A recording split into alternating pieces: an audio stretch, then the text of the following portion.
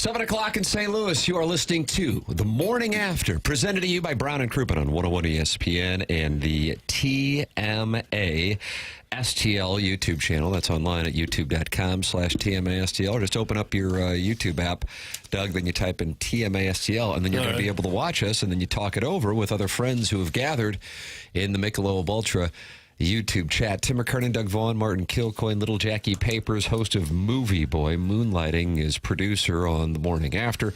With you here on the program, a program that solicits your involvement, not only in the Michelob Ultra YouTube chat, but by texting in 314-399-9646 via the Air Comfort Service text inbox, by calling into the Collier and Thompson phone lines where Chairman Kurt stands by to talk it over with you. 314-974-0101, and you can email in for our Design Air Heating and Cooling email of the day. Doug, there are so many ways to get involved in this program. What would you like to do with it? Well, my involvement will just kind of be sitting here talking every now and then, even if it's more than likely that I'm not going to be much good to you this morning. What happened? Seeing as the Cardinals have fallen 12 games out, I don't think they're going to do it this year. We got a little bit of time left. How many games left, Doug? Oh, Could they just enough. get hot? Could they just get hot? If we can just get hot, we can finish third. Okay, there's a new slogan going. Only 6.5 out in the wild card, Daddy Likey. So that's a possibility, I suppose. But according to the Vaughn index, they're now a minus 12. And what does that mean? I don't even know what that means. How do you come up with that? Well, it's a very number? complicated set of data that I input, and it spits out this number. It's a new analytic device that a lot of clubs are using. How many games back are they in the division? I'd have to check on that. They're 12 back, Martin. Are they 12 back? Oh, wow. Look at the Vaughn index. Mm-hmm. It mirrors the standings. That Okay, so what are the Brewers' Vaughn index? The Brewers. This might catch them. This will take a little math. I hadn't done that. It's 67 and 44. Their home record's 36 and 20. I was going to spin this, Tim. Plus 119 rough. They'd be a zero. Brewers are at 0. The Cardinals are 12, so I guess it's like golf. Minus you want a 12. lower score. Yeah. Oh, gosh. Lower your score, the better. Yeah. That's Vaughn Series index. record, Doug. For the season, the Cardinals' series record is 16, 17, and 3. So they're underwater. Yeah. Under 500. Well, let's lift your spirits with this. Jackson will give you a name in the text inbox if you do not have one today, tomorrow, Wednesday, Thursday, and Friday. Now, once Friday 11 a.m. rolls over, it's done. It's done really? until September. Okay. It's done until Missouri has taken on Central Arkansas and gotten ready for a Rock Chalk Jayhawk. So you want to get a name in the Air Comfort Service text inbox, now is your time. Jackson, how would you recommend listeners go about doing it? Text on in to the Air Comfort Service text inbox, and, you can be polite. You can be kind of rude. Ultimately, I'll probably end up just doing it because it's easier than you constantly texting it in. So, I'll try my best. But just because you text it in doesn't mean you're just going to get it, Mm-hmm. Do the texters ever hurt your feelings? They used to. When did that change? Was that the balloon party era? Was that TMA? What do we have? I think eventually you just callous yourself into it all becoming noise. Once it's pretty constant, you realize it's never going away. So best case or your best plan forward is just learn how to deal with it. Doug, I would describe our relationship with a portion of the audience, and perhaps it's the most loyal listeners of the audience in a strange dynamic, is like being in an abusive relationship where your wife or boyfriend or gentleman caller, as you call them, just constantly tells you how wrong you are. Right. But and you just eventually can't quit you them. just go, what are you going to do? You find yourself soliciting John in a rest area. Oh, Tapping your toe. never come to that. That's what it leads to? A couple of hostile texts, and Doug's going to be at a truck stop? Yeah, With Warren a wide County. base. That's how it happens? Toe tapping. Oh. Toe tapping in Warren County. Who wants that text name? My wife marvels at the concept. She said, are you ever mid-thought and look down and you see something? Yes. Great Cardinal take. You look down, shut up, fat ass. Anyway, they're slugging better these days and they're pitching better these days, but moron, stop. Oh. I don't know what this means, but it says, tell Pestis to fix his damn highway. That's from Mason Wynn's oven mitt. Doug? Something wrong with 55 down there? I guess so. All right. You didn't get down there this weekend. I did not. Jackson went to the lake. Oh, did you really? Did you? But not You down didn't 59. announce that. Yeah. I'm Trying to put that under the radar? Announce it like where? Like in On Friday sharing my time. little news. Friday sharing time. We always say on Friday, what do you got cooking? Like I have an email news blast that I send out to my An alert.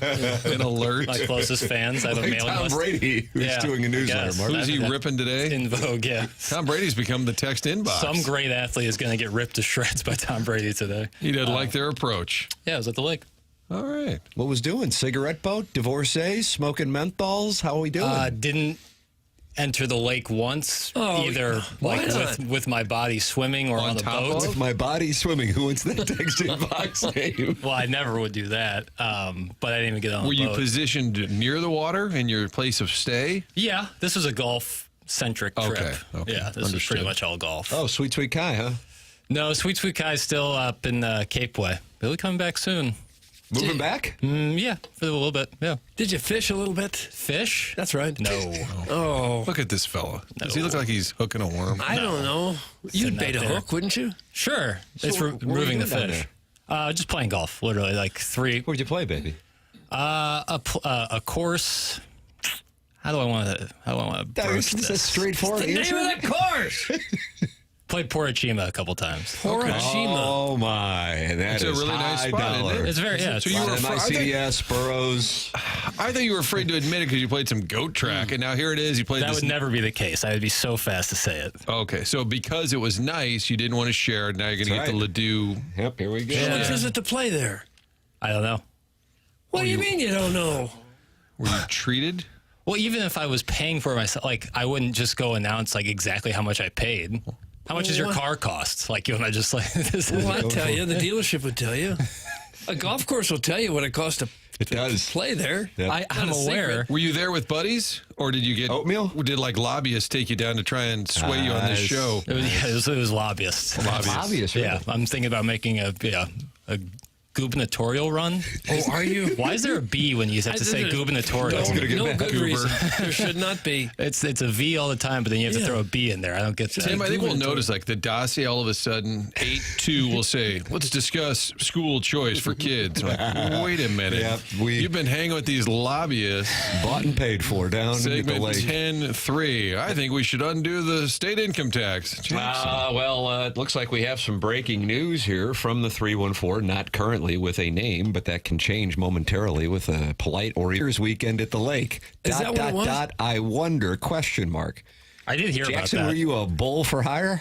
I did hear that there So it was. truly was. Well, I just thought that happening? was kind of like pretty constant in that area. Like, you know, if it was Friday through Sunday, it was National Swingers Weekend. I don't think so. Well, that's what I don't know. But I did hear about that there was a lot of How did you lifestyle. hear about that? Tiger board?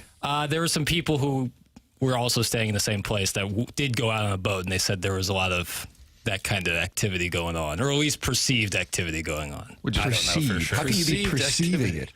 Well, I think there was a lot of like identification that people were in. Like those loofahs? Yeah, I think there was a lot of Did you ever loofah see a loofah on a boat? displays. Like people loofering their stretch marks. I'm sure that goes on, but like displaying the loofah to kind of like show what flavor of swinger they are. Oh, I don't know. What flavor? Flavor is the right word, Bart. The swinger lifestyle thing has evolved so much that it's starting to fool me more. And this used to be a bailiwick. well, you'd hate to get tricked into it. Yeah, exactly. I know, that's what I'm saying. So that's why I just avoided the boat and the water altogether. So And the you were ball striking at a Yeah. course that cost, for the record, $300 per Oh, round. and you didn't pay? You sneak on? Not with money. Whoa! Oh, it's Now it's going to get really Does, weird. It's exactly. going to get really With his mouth. Oh, There was no lifestyle groups I could tell on the golf course. I don't know. But you never know, you know. Are you purposefully vague? Yes. Okay. Yeah. Yeah. You know, I let people in, I'd say a decent amount, but I don't have to give For out sure. every single detail. That's true. Hope you didn't go in the water. Piddles, flesh-eating bacteria, and brain-eating amoebas are on the rise everywhere. Happy Monday. All that's from Sharon and Clayton. I don't get in the water. No. ever? Not the Any Ozarks. lake or just Lake of the Ozarks? Just Lake of the Ozarks. Oh, just the way. I'll let you in on that. Yeah, I don't get in that water. Chairman Kurt, you have discovered something and sent it to my phone. Why don't you share it with the audience? Doug, this is Chairman Kurt. He mans the Callier and Thompson phone lines.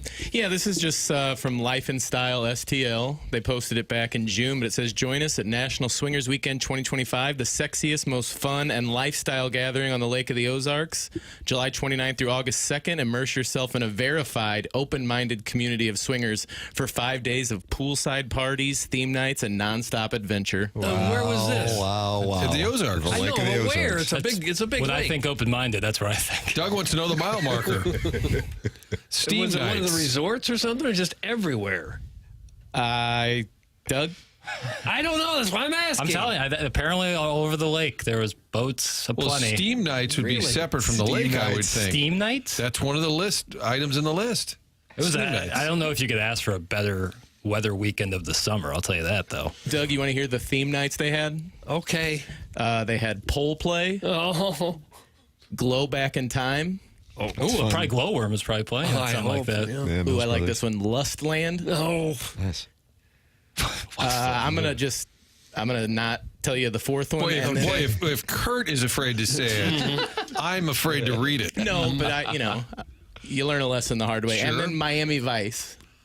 Miami Vice. Okay. That one's for Doug. Yeah, did you go down for that? I didn't. Anyone check on where Iggy was this weekend? May I join you? No. There you go, right there. That was No. Jackson's room this past weekend. Oh. I'm going to go down and I'm going to play for $300 a round, but alas, it happens to be the same weekend as, what was this? National. Swinger National. National. National. So all the best and brightest from around the country Gosh. arrived at the Lake of the Ozarks. And it's just everywhere. It's not just like one resort, but everywhere. I guess. I don't know. We're in the water every day at the lake. That's from Griff 2. Hey, everyone is allowed to do what they want. You know, you want to get in that water, go ahead. Well, Not let's gonna bother me. workshop this a little bit. Jackson just happens to go to the lake, and it just happens to be the weekend. The swingers thing is happening. Nice. Kind of like the trade deadline passes, nothing doing. Arenado's on the injured list the next day. Wow.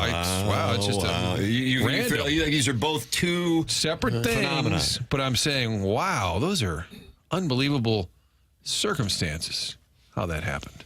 So, Martin, are you providing a master's thesis on these developments? No, just throwing it out there. Just fodder. Don't really want to do a thesis on it. Over-under on Nolan Arenado at bats between now and the end of the season, Doug, 0.5. Oh, you think they're going to shut him down for the year? No, I think it's possible. I'll go over. Doug's going over. All you need is one at bat. Yeah. What a bat. Yeah. And I know where we're coming from here. Just kind of shut her down. He'll be in Huntington Beach. Well, he's probably there right I now. would imagine he played just as many rounds of golf that Jackson did over the weekend at Torrey Pines.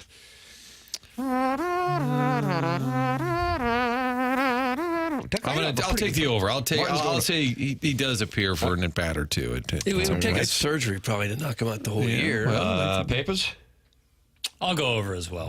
I think he'll eventually make a comeback. Take a little mental break, little shoulder break. Reset. Yeah. The timing is much like your trip. Timing is interesting. Tough to explain away. Yeah. Now, he did say to John Denton, remember that post game whenever he said, I have some things I need to do. And Doug, you suggested maybe it was like a physical or something medical. Right. Would love to know at the deadline. Was there anything in play? But amazingly, the guy who was potentially a tradable piece is then on the IL the day after the deadline. Interesting. It is and always will be the skank of the Ozarks. Place is a man-made puddle where Hoosiers run amok. Doug, that's from Sharon in Clayton. Well, it's not that bad. Some areas are, but there's a whole bunch of multi-million-dollar homes up there too. Yeah. There really are. There's some gorgeous areas. There's some for everybody there. Yeah. We love the lake. Funlake.com. Sorry, Jackson, that's your read since you were just down there for free. If I told you that Mike Shannon story where I wanted to meet him at the lake to go fishing, for a TV piece, and he said, "Nah, meet me over in what's the town Whitey's from?" I said, "New Athens." "Yeah, meet me there." So we're driving over the next day. He called, "Where you at?" I said, headed to New Athens. What? What are you going there for? You told me to go there? No, Freeburg. I said, okay, where? He goes, you'll see me on the side of the highway. And he hangs up. Photographer's like, where are we going? I said, we're looking for Mike Shannon. Whatever that highway is between Freeburg and New Athens, that would have been your story. Giant Suburban. Here's Mike waving his arms. We shoot the whole piece, and at the end, he said, now you tell him we're at the Ozarks. That's a big sponsor. And I said, well, it doesn't look a thing like the Ozarks. He said, well, you try and weave it in then. So I cowardly did. Just most days, Mike is at the lake. Today, he was at a friend's pond, but most days. Funlake.com. So Freeburg is small enough that if you drive there, you're sure to see somebody on the side of the road? Yeah, just the side of the road. Okay. That's how Mike did business. And it worked. It worked damn well. It worked for him. Sharon Clayton has issued a response to, I don't know who said something about money at the lake. Just because you have money does not mean you are not a Hoosier. Hoosierdom is not restricted to a tax bracket. Sharon Clayton showing why she is the superstar, the Real Housewives of TMA, debuting following Sunday Night Football on NBC coming up here in a month. So you are automatically a Hoosier if you go to the Lake of the Ozarks? That makes you one? Well, I think that might be what she's saying. I think so. I've really seen some beautiful homes there. I guess all owned by Hoosiers. Sharon will clarify. Swinging Hoosiers, apparently, too. Just this past weekend, where Little Jackie Papers, and you shot 74, 81, 78. Pretty nice round on Friday. Well done. Played well on Saturday. Played Saturday morning, played well on Saturday. Friday, I was kind of out of gas by the back nine. Oh, is that right? Had a little libation? Well, had a little daiquiri at the Too turn? much swinging. Well, I I didn't noticed get there till the afternoon. That's right? the thing is like whenever I love playing Friday afternoons, but that's 5 consecutive days of waking up at like 4:45 and then driving the 3 hours to get to the lake when I got there, and so it was a lot. So I often lose steam on the back nine of a Friday round, but it was super fun. I mean, again, like the weather, high of 80 every day and sunny, it was about as good as you could ask for. Did you see any of these swingers in action? No, Doug's not going to let this go. I didn't see any of that activity. Again, like I was on the golf course and then just kind of hanging out anytime outside of it, like 3 rounds, 3 days. So it was not doing a lot of normal lake activities. So I didn't see much, but I did hear that these things were going on, or at least being broadcast that they were going on. Where they were going on, I don't know. You go out at night when you're down there? Yeah, like get dinner or something. But morning rounds, I saw Did you go to that Ryan Steakhouse? No. Where'd they take you? The people that, paid for everything. No, when we went out to dinner, I paid for it. And He bought him dinner. no, well, I bought myself dinner. Little taco place there on the strip. Pretty good spot. Taco Bell. Okay. No, not Taco Bell. Although I'm sure there's plenty of that going on there. I just envision all these swingers running around, laughing, have a beer in their hand, maybe a swimming inner tube around their waist. Yeah. Just constantly swinging. I would assume we're looking for new recruits, prospects. New recruits. Yeah. How much did the golf cost? That's from Joey Vitale's What does orange it cost to play there? Well, You said no matter 300? anything I'm going to say is going to get crapped on. Whatever the truth is, the truth will set you free. I don't know. It was. You don't know how much Were it you with costs? It was on family? the arm. Were you with family? No. Okay. That was with one of my Just friends. a bunch of wealthy 20-somethings. You wouldn't go swinging with your family. God, I hope not. God, I hope not. But, Doug, we want to be clear. This program doesn't kink shame. Well, so if I do. somebody did this weekend, we support them on their adventures. I don't know. That run into some not only moral questions. The only legal. lake Sharon is around is that urine-filled body of water, a.k.a. Brentwood. She's easy to spot. She has the wrinkled Iggy smoker skin and a raspy voice posted up next to a bottle of Country Club vodka and cranberry juice. Doug, that's the Orson Woods wacko who's had just about enough of Sharon Clayton. That is not a good description of her at all. I was driving in listening to Movie Boy, Martin, with Ken Iggy Strode joining Thanks. Jackson reviewing Happy Gilmore 2. Thank you. Yeah, it was a lot of I'm a fun. Movie Boy lemming. Thank you. Yeah, talked it over with Iggy. Talked it over with Marshy Marsh and the Playful Posse. That was a long episode. 2 hours and 15 minutes. Oof. It's as long as the movie. Yeah, it's telling me. I keep hearing the movie's horrible. Happy Gilmore too. Yeah. You got to listen to find out. It's harmless. Well, I've never been injured by a movie before. That's a different grade altogether. Good or bad? Harmless. All right, it's not worth of like eviscerating it. You know, it's just kind of goofy. Because you know going in Right. what you're going to get. Low expectations, and maybe I'm being too easy on it, but it's fine. 2 hour plus. Now, I started episode 1 on mid Working through episode it? 1 on Yeah. Fanboy. Well, you're also going through your TMA rewatch. You're Right. binging it. Season 12, I believe. 12, yeah. Yeah, good season. Was it? Well, that's when it advanced, I'm sure.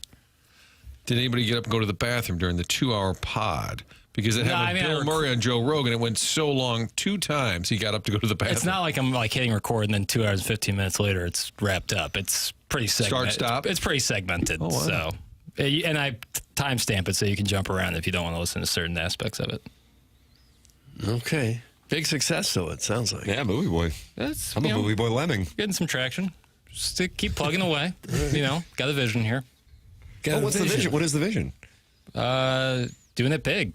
You know, A national taking it all the podcast way, that everyone- taking it all the way home, Doing baby. it big, taking it all the way home. National Hollywood- Swingers Weekend to the big time. Did Hollywood producers pay for your weekend? Are you getting groomed by big theater? No, but you know, if Universal Pictures or something wanted to finance my life, I wouldn't be opposed You got to to get it. on the junkets. That's what we got to get you on the Yeah. junkets. The junkets now are all on Zoom, though. Oh, it's like for is that right? It's like waiting in a Zoom waiting room for 48 total minutes, so you can have 6 minutes with Nicole Kidman. You know, for her 8th project of the year. I don't think it's the same. That It's like sucks. flying out to LA and getting to sit there and find out. And you can hear them in the Poster. background. All right, St. Louis is next. And they go, okay. Yeah. Hey, how you doing? Yeah, it's an amazing project. And I've always... Nashville is next. Yeah, it's- Hey, how are you? Yeah, it's just a really amazing project. Just boom, rinse, repeat. Yeah, That's... I think that's more or less. If you're a hater of Happy Gilmore 2, you're just a hater who simply doesn't like liking things. Doug, that's from the Caddyshack hack. Oh, okay. I think it's a little too broad of a statement. And you didn't hate on it. No, I didn't try to. There's a lot of things to like hate on in this world, and Happy Gilmore 2 isn't one of them to me. Guys had the pleasure of flying out of Hooterville Regional this morning. The line at Shake Shack at 6:30 looked like the autograph line at the winter warm-up. Probably a lot of overlap there, too. Thanks. That's Al in Dadeville, Doug, and he's getting ready for the Georgia Bulldogs. Do you want a big cheeseburger and fries at 5:30 I in the think morning? if they're crinkle cut, yes. Oh, The thing is, like, gosh. you're going to eat that and then sit and not move for 3 to 4 hours. Oh, we're flying to the West Coast. Or more likely Chicago to make your connection to wherever else you're going. But that's like that's a lot of sitting after. Like, it's not like you're like able to work that off. But you allow it to warm up by having it stored, and then when you reach cruising altitude, you reward yourself. It's vile. It's so gross. Doug, it's vile. Well, you're going to let a burger sit there for an hour, lettuce and tomato soaking into the bun. They don't really seem to have a lot of breakfast-specific places at airports. Starbucks. Do they? Starbucks. But that feels like just coffee. What's that cinnamon roll place that's good for you? Oh, Cinnabon, Cinnabon. yeah. Oh, yeah. That's good for you? Oh, yes. That's what we need next is a standalone Cinnabon. Go with our pretzel. Downtown. pretzel Wouldn't joint. you think an IHOP sort of restaurant might work at an airport? So many people there early in the morning. Yeah, you can serve breakfast all day. Yeah. Caddyshack hack can go pound sand. Happy Gilmore 2 was literally the live golf of movies. Atrocious in every way. I would have rather bonged bleach for 2 hours than watch that abomination, Doug. That's from a little boy out in the parking lot on the trike. His name is Little Tommy Tribbins. Okay. He didn't like it. He didn't care for it. You have to listen to Movie Boy to find out what it really is all okay. about. Yeah.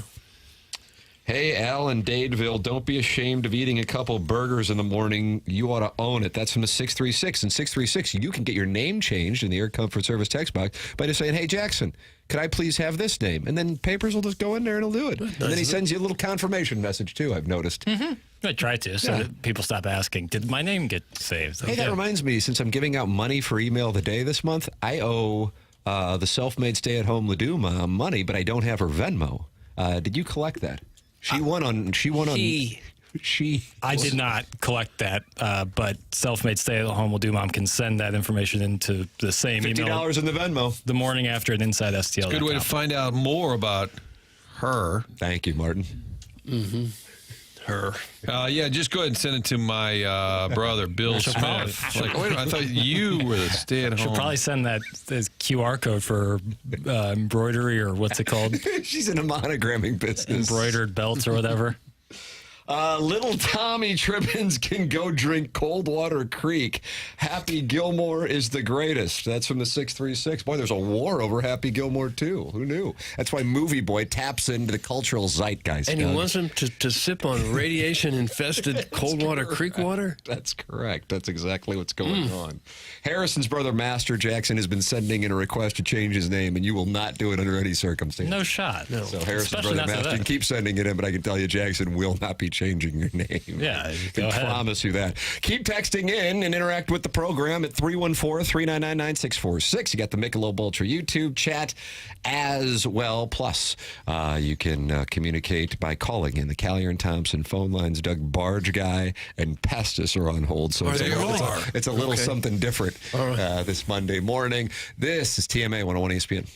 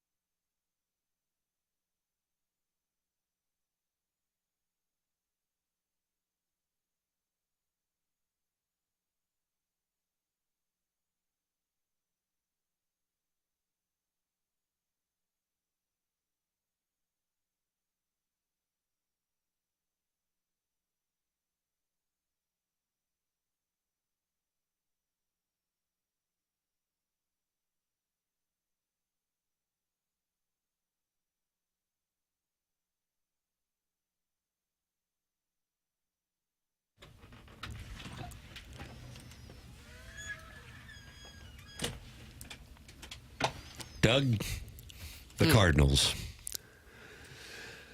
Well, it's almost over.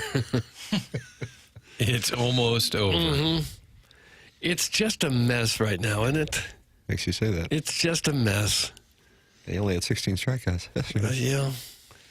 Fight. It's hard to watch. I still, force of habit, Well. still sit down and start to watch every game. And then I get kind of disinterested after a while. Good news for media platforms like ours. They are now forced to advertise their tickets for the upcoming Cubs series. Yeah, that helps a little bit. 5-11 since the pick-me-up. All-Star break, Doug. Do you think they pitch well or hit well? Which? Well, I don't think they do either very well. ERA 20th in the major leagues. Yeah. Slugging percentage 22nd in the major leagues. Home runs 23rd. And I think the reality is this is your team next year. That's an important part of the conversation. I'm wondering if they can, I don't just say this to be snarky, if they can hold off the Pirates for the cellar. Well, there's I know a it's goal. not a real exciting thing to think about, but they're, 7.5 ahead of the Pirates? And 49 12 left in the behind season. Milwaukee. Yeah. I think they can do that, Doug. I would wager they can hold off the Pirates. I don't know. Pirates have got some pitching. A sad conversation, but I believe they would hold off the Pirates. The program's called TMA. It's presented to you by Brown and Crouppen on 101 ESPN. You are welcome to participate in said conversation by calling in 314-974-0101. Callier and Thompson phone lines, or texting in the Air Comfort Service text inbox, where Jackson is actively changing names. Lots of requests coming in. I just saw it. You got it, dash Jack B. That's how he responds. When he changes a name, it's you got it, dash Jack B. So you don't have a name saved in the Air Comfort Service text inbox? Put in the polite request. Jackson will do it through Friday this month. 314-399-9646 on the Stiefel dossier. Chris Kerber has a regular 101 ESPN hit at 8:15 on Mondays, and Brad Thompson has his regular hit with us at 9:30 on Mondays. Then we have the Design Air Heating and Cooling email of the day. Now, Doug, here's one thing we can celebrate. How about the weather? Oh, Bill. Perfect. Oh, Bill. Maybe Seth got a weekend off this week because everybody was going, this is the most glorious weather ever. Maybe my air conditioning's not working, but I don't really even need it. It's so wonderful out. Design Air Heating and Cooling online at designairservice.com. Sponsor of our email of the day. Longest running sponsor on TMA, and Doug's a client. Martin's a client. I'm a client, and we are happy clients of Seth Goldcamp and Design Air Heating and Cooling. I mean, the weather this weekend. Was it nice down at the lake there, Papis? Oh, yeah. Wow. It was beautiful. It was... I don't know. There was something there, I feel like. Perfect swinging weather. Doug, it does get to 90 on Thursday, Friday, and Saturday. But then back down into highs in the 80s on Sunday, Monday, and Tuesday. And for the first few days of the week, just glorious temperate conditions for the first week of August in St. Louis. You run into any issues, it's Design Air Heating and Cooling online at designairservice.com, the longest running sponsor on TMA. This John Mozeliak audio, where is this from, Papers? It's from his Zoom press conference the day after the deadline presser. Yeah. Okay. Well, he talked about the veterans not waiving their no-trade clauses, and I was intrigued by that because, to me, that is 3 immovable objects that, put the Cardinals in a spot that they put themselves in where they really can't fully turn the page. Let's see what he has to say. Ultimately, the decision was made on their end to do what they did, and that's their right. And so now it's got to go out and play baseball tomorrow, and hopefully our guys will feel refreshed and ready to go. Base hit. That's how they're phrasing it, how they got to go out and play baseball. They may not want to, but they have to. That seemed to be a theme of some of post-game audio in the past couple days. Refreshed? Well, it's just kind of like, we kind of have to just keep playing. It's going to keep on chugging. Yeah, If we want the paycheck, we got to keep going. Yes, out there. I'm aware things are going poorly, but yes, we have to continue to play. We just cannot forfeit the rest of the season. That's what the tenor I'm getting. Why are you playing 5-day-old audio? Great producing, and that's why Harrison's brother Master's not going to get his name Don't changed. change that name. He's like crying while texting. You think he's weeping? Yeah, he had to restart a couple times because the tears were in the way of that. Why don't you just block him? My God. No, hey, listen, you know what? This cat's got claws. Cut that off. Is that him or you? Cat's got You got claws? That's Meaning right. you're the cat. Big time. Big With cat the over here. claws. Yeah. Uh-huh. Okay. Doug, you want to hear from the barge guy? Sure. All right. Sure. We need some Barge guys on the perspective. Callier and Thompson phone lines taking a look at the week that was and the week to come. Good morning, Barge guy. Good morning, boys. How you doing? Hello, Bargy. We're doing fine. You? I'm doing amazing. Amazing. Absolutely amazing. So I'm going to break out some news for y'all. All right. All right? So you can still call me. They call me Barge Guy. And Doug, you call me Bargy. I love it. As of tomorrow, I run the St. Louis fleet. I'm now the manager of the barges. Oh, congratulations. Doug, Barge you listen to this manager. program and you watch your career ascend. I got a little promotion, huh? Yes, it is a huge promotion. I don't know if I remember telling you all, but I ran restaurants for 30 years before I went out there and was a grunt. and I spent 2 years. And you know what's funny? All right, don't laugh. Well, you're going to laugh. But no one has said anything since I've been calling in. So I don't think anyone on the river really will listen to your show. Oh, no. Doug. Well, I hope they're busy over there. I know. It's funny. It really is. But I think I am putting out some breaking news that I now run the St. Louis fleet as the manager, and I'm now I don't have to work overnights anymore or anything. Oh, no. So Oh, fantastic. out on the Congratulations. barges. I just have to run everything. How many barges are there? You say you run the whole fleet. How many? Well, you know, we build tows that go all the way up to Minneapolis and all the way down to New Orleans. So, I mean, it's hundreds of people and it's hundreds of barges, honestly, every day. Huh. You sound like you'd be a good boss, like kind of rational, reasonable. I can come to you with my problems. We could sit and talk. I feel like you'll be good at managing people. Well, I ran restaurants for 30 years and very successful. And so it's what I do. But I had 3 interviews and I beat out 25 people nationwide. And I now, like I said, I'm now in the management. And you know what, Jackson, I love you because of your name. But my son, Jackson, starts soccer today. And it's a game changer for him because I can be with him so much more and raise my son to be successful and to be amazing. Oh, that's so heartwarming. It really is. Well, congratulations on that. You going to go Old Warson or Belle Reve, you think? I'm going to go Belle Reve, baby. Are you? Belle Yeah. Reve, Belle baby. Reve is the way to go. Clip that off. Belle Reve, baby. I am a little concerned, though, senior barge guy. Will you still be able to call in the mornings, or will you be You preoccupied? know, I will. Let's keep Hey, my you're the name. boss. Who cares?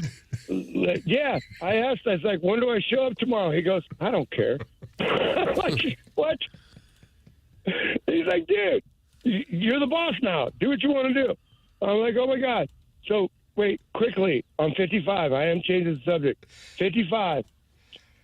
And I really hope I'm not taking Pestis from Festus's thunder, but they are making it 3 lanes instead of 2 lanes. And if you've ever, and I know you guys have been in St. Louis all your lives, and you go 270 and 44 and whatever. Yeah. And I mean, 270 and 170, I've spent my whole life dealing with them doing construction. But now 55 is going to be 3 lanes here very shortly. That's why it's so difficult. God, I'm tired of this story. Oh, I'm not Jackson. tired of it. God. What big Okay. changes do you have in plan for the barge industry? I just want to continue to make sure that we are building tows and feeding the world, because that's what we do. When you say building tows, what exactly does that mean? TOW. That's 36 barges going down to New Orleans to the big ocean liners to go around the world to feed the world. That's putting empty barges up to Minneapolis to get them to be filled and bringing them down to do the same thing. I mean, that's what our company does. Okay. A Foot Fetish Friday. You guys are funny. Oh, you got. Man, I love calling in. I'm excited. I'm happy for you. Happy for your son Jackson. More time with Dad. Maybe a little less American Honey, but more time. Father, son. Exactly. No American Honey. Okay. Good. Well, to hear. congratulations on the promotion. A lot of support coming in the text inbox, and a lot of support on the day. I say, how about this, Martin, from Sharon and Clayton? Totally off-brand. Congrats, Bargy. Well done. Great father. It's like somebody grabbed Sharon's phone. Wasn't that funny? Wasn't that funny? dreams. Okay. You get an updated media chuckle applying. Barge guy, congratulations. And now, Doug, Thank I you, feel Tim. better about the Mississippi. Feels like we should do a whole 20-year show from one of his listener, and barges. I love you guys. Thank you very Oh, much. you potted him down. Pot him down. Thanks, Bargy. You potted him down. No, I gave him a second. You potted him down. Sign off, and it was cut off, Doug. Boy, if they don't talk about swinging, he cuts him right off. Barge guys, all of us, just wants to make a difference. Yeah. You know? Well, I'm happy for him. That sounds like a big promotion, Just to be big with his job. son more. That's I great. felt that I was going to say, and then Eric in the Central West End said, Barge guy's the new Rudy. I was going to say there's a hint of Big Al and there's a hint of Rudy. Maybe AI created. Oh, wow. Possibly. That would be a big job to be in charge of all the Yeah. barges up and down the river here. That's a big job. Doug, many of the listeners are supportive. Not They all, should for be. the record. Oh. The Loomster did not appreciate. Go humble brag on some other station. Oh. That's from the Loomster. Is he doing the car wash? You think he's on the arch right now and then he'll call into Riz? He's just going to work his way up and down. Up and down the hallway here at Hubbard Radio. Coming up on the program, Chris Kerber, Brad Thompson, the Design Air Heating and Cooling email of the day. The program is called The Morning After, and it airs on 101 ESPN and the TMA YouTube channel.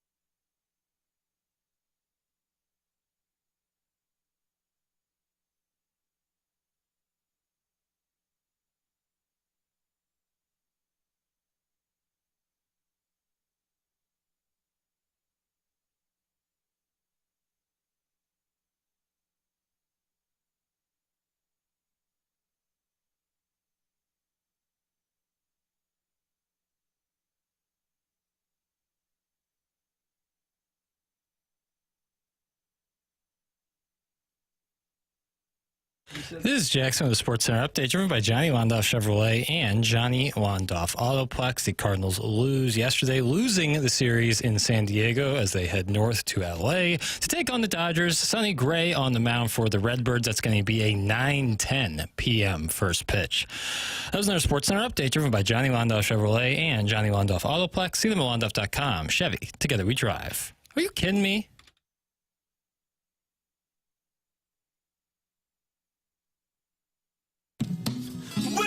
Cardinals, we want to win. Now is the time the playoffs begin. Nice. Summer is over, around October. The quest for the best will put you to the test. The chase is on. Chase is on, Doug. Okay, let's go. Let's start running. Baseball. The chase is on. The chase is on. The chase is on. Saturday was fun. The old Pete Pajes put one into the upper deck there. Michael McGreevy beating his hometown team. Hello, friends. Settled in a little bit. He hadn't been great, but at least that game. Felt like we were Got right the back dub. in it. It was a fun game, but that offense is more times than not, a lot of zeros on the board. Yeah. Like I said, only 16 Ks yesterday. You guys got to give credit where credit's due. Well, they had big crowds in San Diego. Good for them. Had some down years at times. Now, you want to talk about a litmus test. I continue to say this, and maybe this is something that only those of us who do this for a living find fascinating, and I truly do find it intriguing, that the Cardinals are in a position that they are advertising Cubs tickets when the weather is as great as it is right now for the second weekend in the month of August. But it's on Instagram. You can hear it on TMA. I would imagine it's going on at other places. I have no idea. But that is what you got. The forecast this weekend is not brutal, upper 80s. And you have the Cubs coming to town, a team that is in the mix for the National League Central Division title. So therefore you have some blue, most likely from southern and central Illinois, making its way across the river. Do you expect that to be a packed house this weekend, Doug? Packed, probably not, but it might feel like a Cubs home game. The Cub fans could possibly outnumber the Cardinal fans in this one. I would think they'd get 30,000 or so. Maybe a little bit more than that. I think I would take the over on 30,000, Yeah, but maybe I'm still disconnected from the angst and apathy. I would think a lot of those tickets sold in advance when people saw that when the schedule comes out, Cubs, Cards, August, weekend series, all 3 night games. So even if it is a little warm during the day, should be nice at night. But I think a lot of Cub fans might be like those Rams games towards the last couple of years when the Steelers or Packers would come in. Mm-hmm. It would just be the other team's building. I think there'd be a lot of Cubs fans. But I think if you're a Cardinal fan, you got tickets, you've got them in your pocket, you'd probably go down Friday, Saturday, Sunday. School's not back full force yet. So I think you'll have decent crowds, but I would bet the percentage of Cub fans will be alarming. Yeah, I don't know that we've ever seen a game at Busch Stadium where you would think that the visiting team fans outnumber the Cardinal fans, but it could happen this weekend. I would take that over an empty building, just in terms of energy. Hey, we're better than Chicago. Mm-hmm. No, when they play with nobody in the stands, the games don't seem important at all. Right. Remember during the COVID year, it felt like it was a practice game. Cubs got their hands full with the Brewers. Milwaukee's, they're 23 games over. Just teed up the Nationals over the weekend. I'm going to Chicago. Stand up. Guys, what's a worse indictment for the Cardinals? Not having 30,000 fans in the stands this weekend or having more Cubs jerseys in the stands? That's Dale in Grubville. More Cubs jerseys. That's more of an indictment that they took over your building. Yeah. National TV Saturday and Sunday. How about that? You think there's a chance they could flex it? Yeah.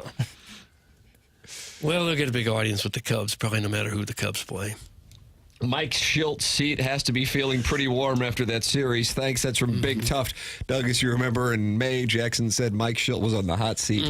Jackson, do you feel like he could be on the verge of losing his job despite pressuring the Dodgers to win the National League West?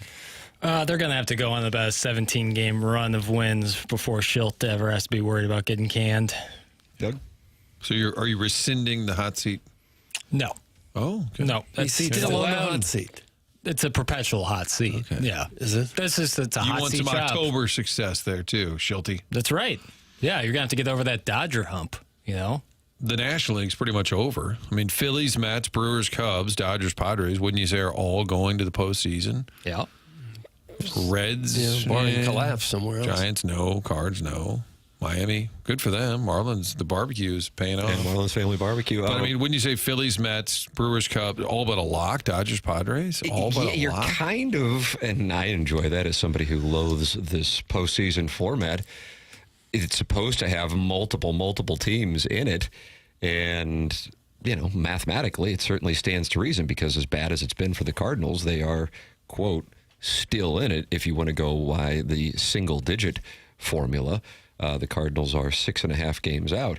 But the only team that I would go, okay, this one may be able to crash the party, but they're 4 games back, the Reds. And the Reds clearly were aggressive when trade deadline day rolled around. But everybody else, yeah, you're talking about the Giants and Marlins, who are just a half game up on the Cardinals. For the record, that means the Marlins are a half game up on the Cardinals. I want to emphasize that. And that is, since this postseason format debuted 4 years ago, this is as definitive as the wild card race has been this early in the season. Which is shocking because it always left the door open. Well, we're only 2 back of the third wild card. Well, we're a game and a half back of the third wild card. And if you look at it now, I would say it's largely over. So if you're a baseball fan, the Cardinals are not doing it for you. You don't really have any great... I mean, you could watch a division race, I guess. Mets, Phillies, Brewers, Cubs, Dodgers, Padres. The divisions are up for grabs. But in terms of postseason, you already know who's going to be there. The Minnesota Twins, who traded 11 players at the deadline, are just a half game back of where the Cardinals are in the American League wild card. They are 7 back. Cardinals are 6.5 back for point of comparison. So that is how things stand at the moment in Major League Baseball. And Doug, we turn our attention to next season, which unfortunately could very well be more of the same. Yeah. I would think that they would try to make a lot of changes in the offseason, but we keep saying that. We said that last offseason. We said that at the trade deadline, and not much seems to happen. Really? Yeah. You would think that they would try again to make some sweeping changes, but you're still going to run into no trade clauses with Arenado and Contreras and Sonny Gray. You still run into that. Yeah. So I don't know that they can trade away the people they want to trade away anyway. So it'll be fun. It'll be good times. They love the fans, not money. Well, it'll be great at some point. And now Chaim Bloom, just because he hasn't been heard from, is almost like sainthood. You're like, oh my gosh, Chaim this, Chaim that. Things will be different. What's his message going to be when we know the roster is what it is going into next year? Not going to spend money on free agents. What is the plan? He's going to have to lay it out. Remember when Luno got to Houston and he said, this is a 5-year plan. And I thought, that's the smartest thing ever. Like telling the fan, I'm going to need 5 years here. He didn't say 2 or 3. This is a 5-year makeover. I think Chaim's going to have to sit down and say, here's how we'll do it. We're going to try and clear up some of the roster, But Houston didn't get over the top until they started banging on trash cans. With the Contreras, Arenado, and Gray contracts, you have $80 million committed next year. $5 million of that is from the Rockies. So there's $80 million. Now, whatever you expect to get from Nolan Arenado, factor that in, too, as far as value goes. And then you have Gray and Contreras. And they're all going to be, I think, 35 or older. That's right. Well, that's not great. Contreras is not 35 next year. So there you go. So that's why just unloading them would have had great value. But if they don't want to go anywhere, then what can you do? I think Arenado would have gone. I think they're just kind of covering for that, in my opinion. I also think at this point, I would think more likely than not, Ali Marmol remains because you could make a big change and say, I'm the new GM, I'm the new president. I'm going to bring in my guy, but if you don't realistically think you're going to contend, who are you bringing in that you think is going to change the entire landscape of the team? I think more, and I could be way off on that, but I think it is Heim's call at this point. I think he would just say status quo for one more year as we try and further clear up the roster confusion. Or I'm starting to think that Marmol will be back. Almost not for sure, but I'm leaning that way. I was BSing with some people over the weekend about that exact topic. And so I think there may be in the fan base mindset, and I understand it, completely understand it, well, that he has to lose his job in part because of the team's performance in 2 of the last 3 years, and then in part because, logically, Chaim Bloom is going to want his own guy in there. And that may very well be the case, but as you were just saying, Martin, if you know that your team is not really going to be doing much refurbishing to the roster, do you bring in, and are you able to bring in somebody whose stock is either high or on the rise to manage a club that is not in position to really be successful? So then you have to weigh that if you're Chaim Bloom in the organization, I want my own guy, or if I bring my own guy in, am I setting him up for failure by his introduction to the fan base being a disappointment? And at the same time, you have to worry about can they financially handle another season with nobody in the stadium? Are they willing to deal with that? By not making any moves, you're kind of guaranteeing that the fan base is not going to be terribly impressed and probably not ready to open the wallet to buy season tickets or show up in large numbers. But if you go and hire the bench coach of the Mariners, who's an up-and-coming manager, I don't think that'll affect ticket sales in any way. Francona, what Tim's point is, you're going to get a big name to come in. They're going to want to be in a position to win. Bruce Bochy goes to Texas because they spend money. Francona takes the Reds job in part because he thinks they're ready to turn the corner with the talent that they have. I don't think you're going to get a, quote, big name. Cardinals' job is still a great job, but knowing that the team's probably not anything different next year than it was this year, I think that's a tough sell. So I have a feeling next year's status quo, and then you're right, Doug, how much does that change the turnstile if it's pretty much the same thing? We'll find out if it's just as simple as Mo being gone, and a lot of people said they are protesting until he's gone. Well, I mean, that's not exactly a marketing campaign. Hey, Mo's gone, come on back. Yeah. But maybe some folks will, with new leadership, give it a chance. I would suspect a new manager might be a Skip Schumacher type. Here's a former Cardinal. All right, we're going back to the old days. Well, and the biggest name out there, and I think Skip is in line, Holiday told us that, to succeed Bochy in Texas. Now, would he be willing to take other jobs? I bet if the Angels offered him, he'd take that in a heartbeat. If the Cardinals offered, he'd probably take it in a heartbeat. I think the biggest name out there at some point is Albert Pujols, who's managing right now, wants to be a big league manager. And if I'm the DeWitts and I'm looking around, we got no buzz. People are down on us. You have to kind of gauge the market and say, well, when is he going to be, if not hired here, somewhere else? Imagine Albert Pujols gets the job in Cleveland or Minnesota or wherever at some point. So I think that's the one you have to factor in. When is he big league ready? Because that's one that would move the needle for sure. Maybe as a player manager. He can even pitch. But don't you think as a manager, even like with his competitiveness and people love nostalgia, I'm not even digging in. I mean, I think he'd be good at it. Oh, people would love it. People would absolutely love it if he was the manager. Sure they would. So that to me, that's the biggest name out there. Now, Chaim might say, hey, there's a guy in Pawtucket who's really good at managing a game. Okay, but that's not bench coach. Yeah, he's but probably that's a good baseball man. That's not going to help you in terms of selling tickets. No, it isn't. But Pujols would. That's the name, and I think you have to build around that. And he's really good friends with Ollie, so it's probably a little awkward. But if they had a horrible season under Pujols, people would cut him some slack on that. For sure. It's not like the team's a manager away from being in contention. Correct. That's from MD 2020 in the Michelob Ultra YouTube channel. That's what we're saying. I think what you're saying is looking for more PR moves that would get people. Well, no, I'm saying they're not ready to win, so why bring in anybody new? But you have to keep an eye on the Pujols situation, who wants to be a big league manager. You can't let him be the Marlins' next manager. And Clayton McCullough's doing a great job. Bad example. Whatever. Name any team that would say, hey, we'll give him a shot. Hell yeah. Angels might be. So I think that's one you have to kind of factor in. I would have like an offline conversation with him. How soon are you wanting to do this? Now, it's awkward because if he tells Ollie, they called me, it's a little awkward. Yeah. But that's the name I think you got to keep an eye on if you're trying to really not only revamp how you do things, but also sell some tickets. Mm-hmm.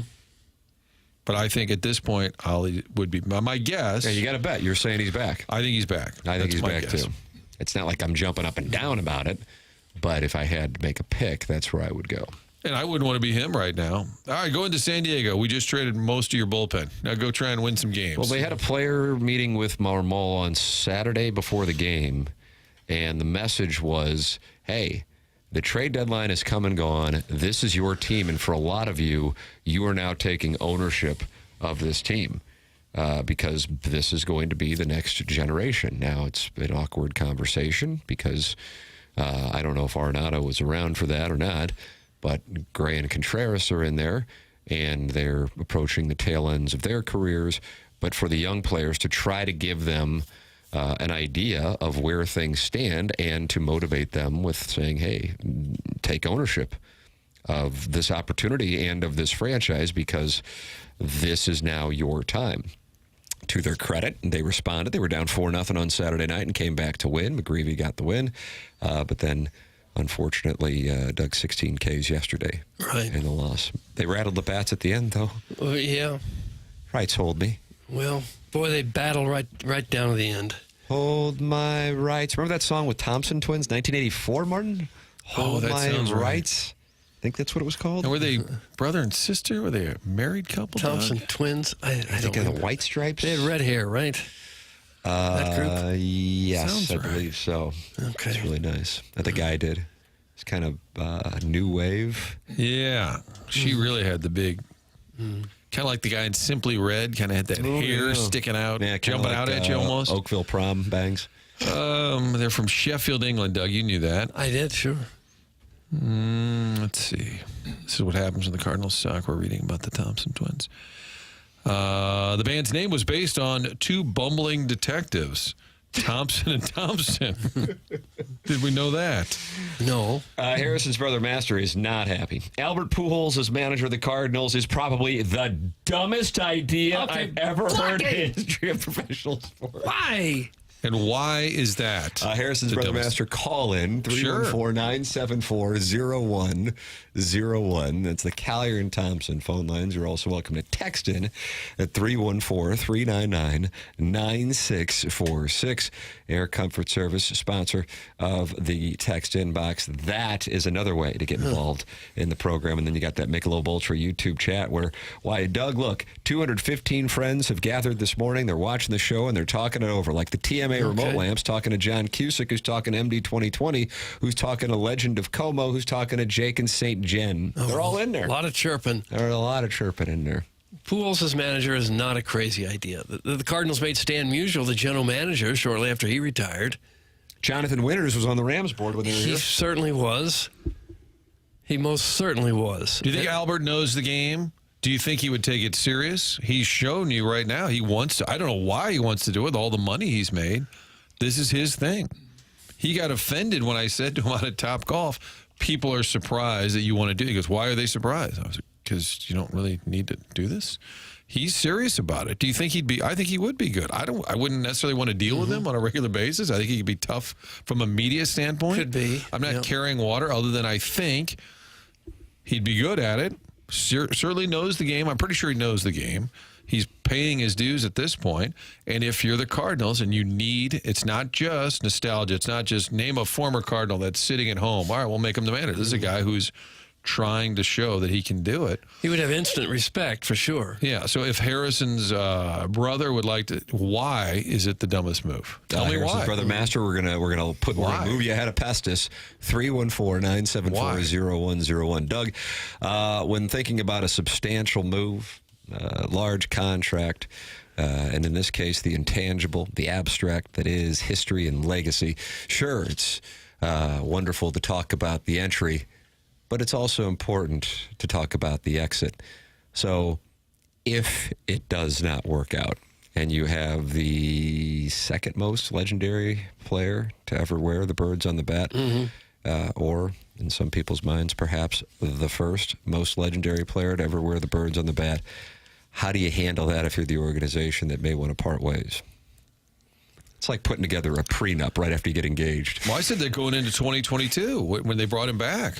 What if he's no good? Are you going to and I think they were considering releasing him in June before he went off. And I think he was open to it. But apparently Mo and Ollie did talk to him like, hey, if it doesn't go well, we got to be honest about it, and it's not going well, we got to. And he said, I get it.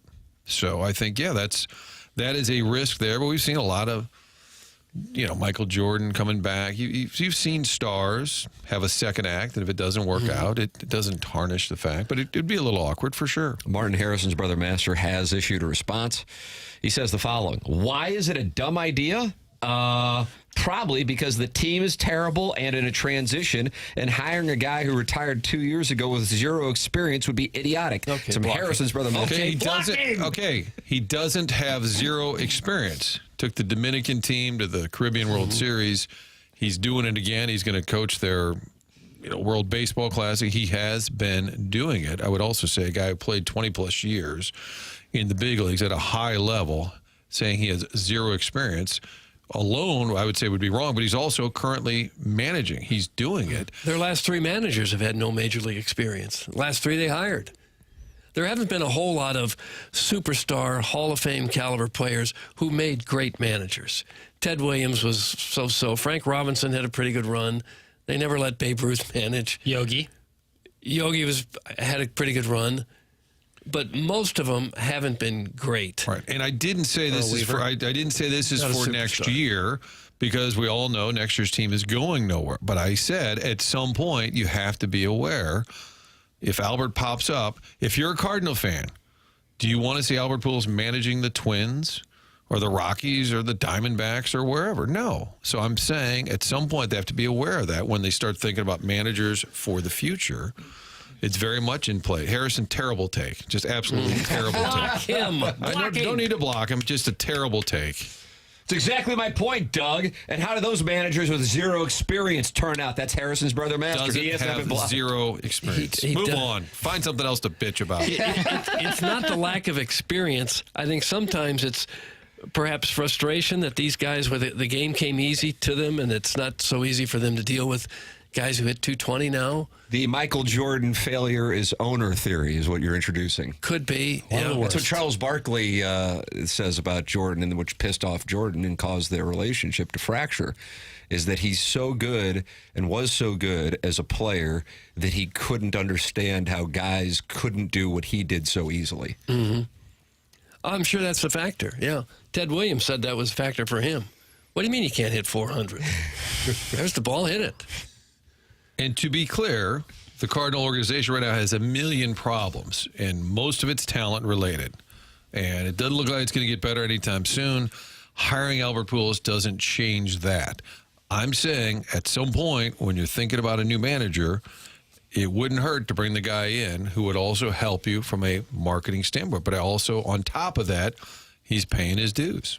People would get really excited if he was the manager. People would come to the game to see Albert.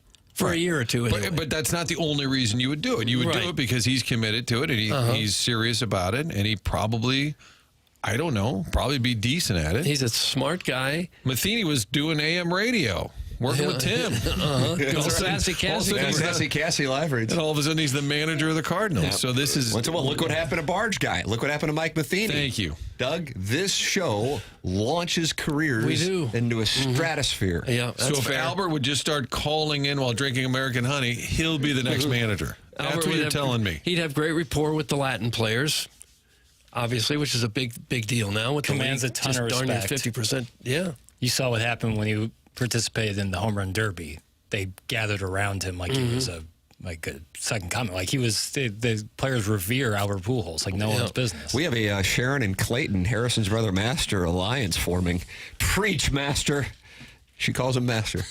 I don't get how DM manager is not the same as MLB. Good Lord. We've seen this idea fail multiple times. You guys are sometimes as snookered as the red glasses wearing B-fib with this nostalgic crap. I'm with Sharon Martin. Clayton. I'm with Martin. This is the greatest right-handed hitter in modern history, and he might want to manage the team where he played his best years and how much respect he would command not only from the players but the fans. I think this would be a quality move. To say it's stupid or crazy just because he doesn't have a Major League Baseball manager experience, I think is crazy. Right. Would there be some risk involved? Sure. And to Tim's point, legacy, altering, maybe you have to have that conversation as well. That's fine. Let him go manage the Twins, the Rockies, Right. the Diamondbacks, the Angels. Move on. Right, and I'll be saving receipts if that is to happen. Thank you. No, you don't have to save receipts. Oh, I'll be saving receipts. Every manager has to get a first job at some point. Right. This is the guy who played, he played 18, 20 years in a game, knows everybody, knows how to get a it done. first-time manager who barely played Major League Baseball or has 700 home runs, 2 World Series, a couple MVPs. It's insanity. Chris Kerber is going to join us because Harrison's brother Master says the Blues should have made Brett Hull their head coach. Little Because different. Harrison's brother Master is No noted comp. there. Not a comp. Move on. Why don't we just block him? Nope. Let's block him. Find something else to bitch about. Jesus. Oh, he's kind of got under your skin, hasn't he? Chris Kerber will give us his thoughts on whether Brett Hull would make a good head coach. Chris Kerber is next year on the program. It's 101 ESPN.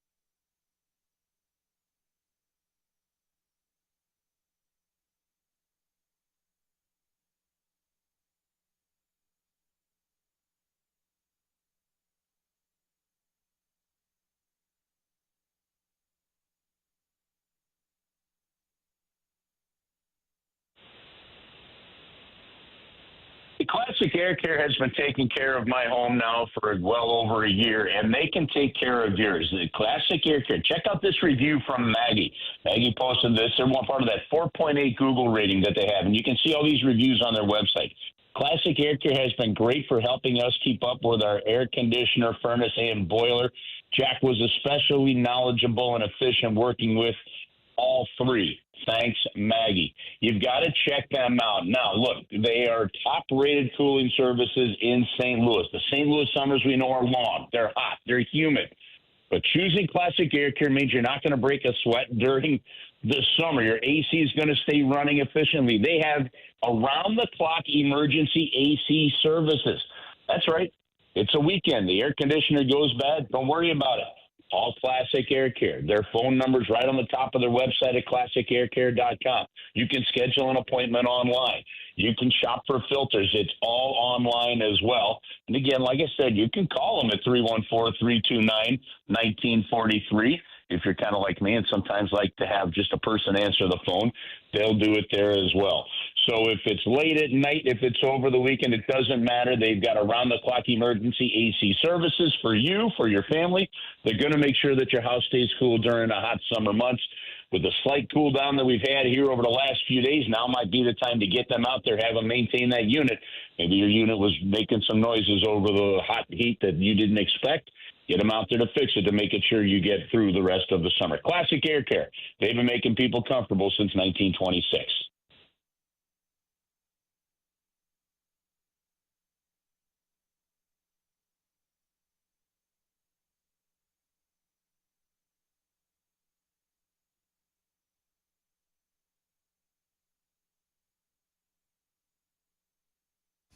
Welcome back. It is the morning after 101 ESPN. Fisher Window and Door Store, sponsor of our 8 o'clock hour. Tim McKernan, Doug Vaughn, Martin Kilcoyne, Little Jackie Papers on the ones and twos here on a program that you can watch and talk it over live with listeners at youtube.com/TMASTL in the Michelob Ultra YouTube chat. It is Monday. It is 8:15, and that means Chris Kerber joins us on the Callier and Thompson phone lines. Morning, Kerbs. Tim, morning. How are you? Wonderful. How are things going with you? They're good. They're good. We got oldest daughter down at Louisville over the weekend, so she's beginning her junior year, and now we get Gabby focused on Mizzou here in the next 2 weeks. So it's shifting time in the Kerber household. Our youngest daughter is going to be like, "What happened, and why are you all focused on me all of a sudden?" Find yourself moving a lot of furniture this time of year, August, furniture moving? Listen, I don't. Well, Martin, I don't know who all in there has experienced this, but the first move into college, right, with your kids, especially if it's a daughter, is like, okay, we need this, and all these pillows have to match, and comforters have to match, carpet you're rolling. What happened to just showing up at campus and you go find that one group of people that are selling like 10-foot by 10-foot squares of carpet, you put it on your floor because you're going to throw it out later, right? Mm-hmm. And no, this is all quite designed. Well, Gracie's gotten pretty good at it. It started where you had the luggage carrier on the top of the car. The car was packed. Shoot. She could have fit everything for this move in her mom's Volvo this trip. So she's learned to realize that, man, anything I move in, I got to move out. So she's keeping it simple. Now the key is we're going to find out if as a family we've learned anything when we move Gabby in or if we're starting over. But so I'm curious to find out how that is. But no, not moving too much furniture. Although now we did do this. I went over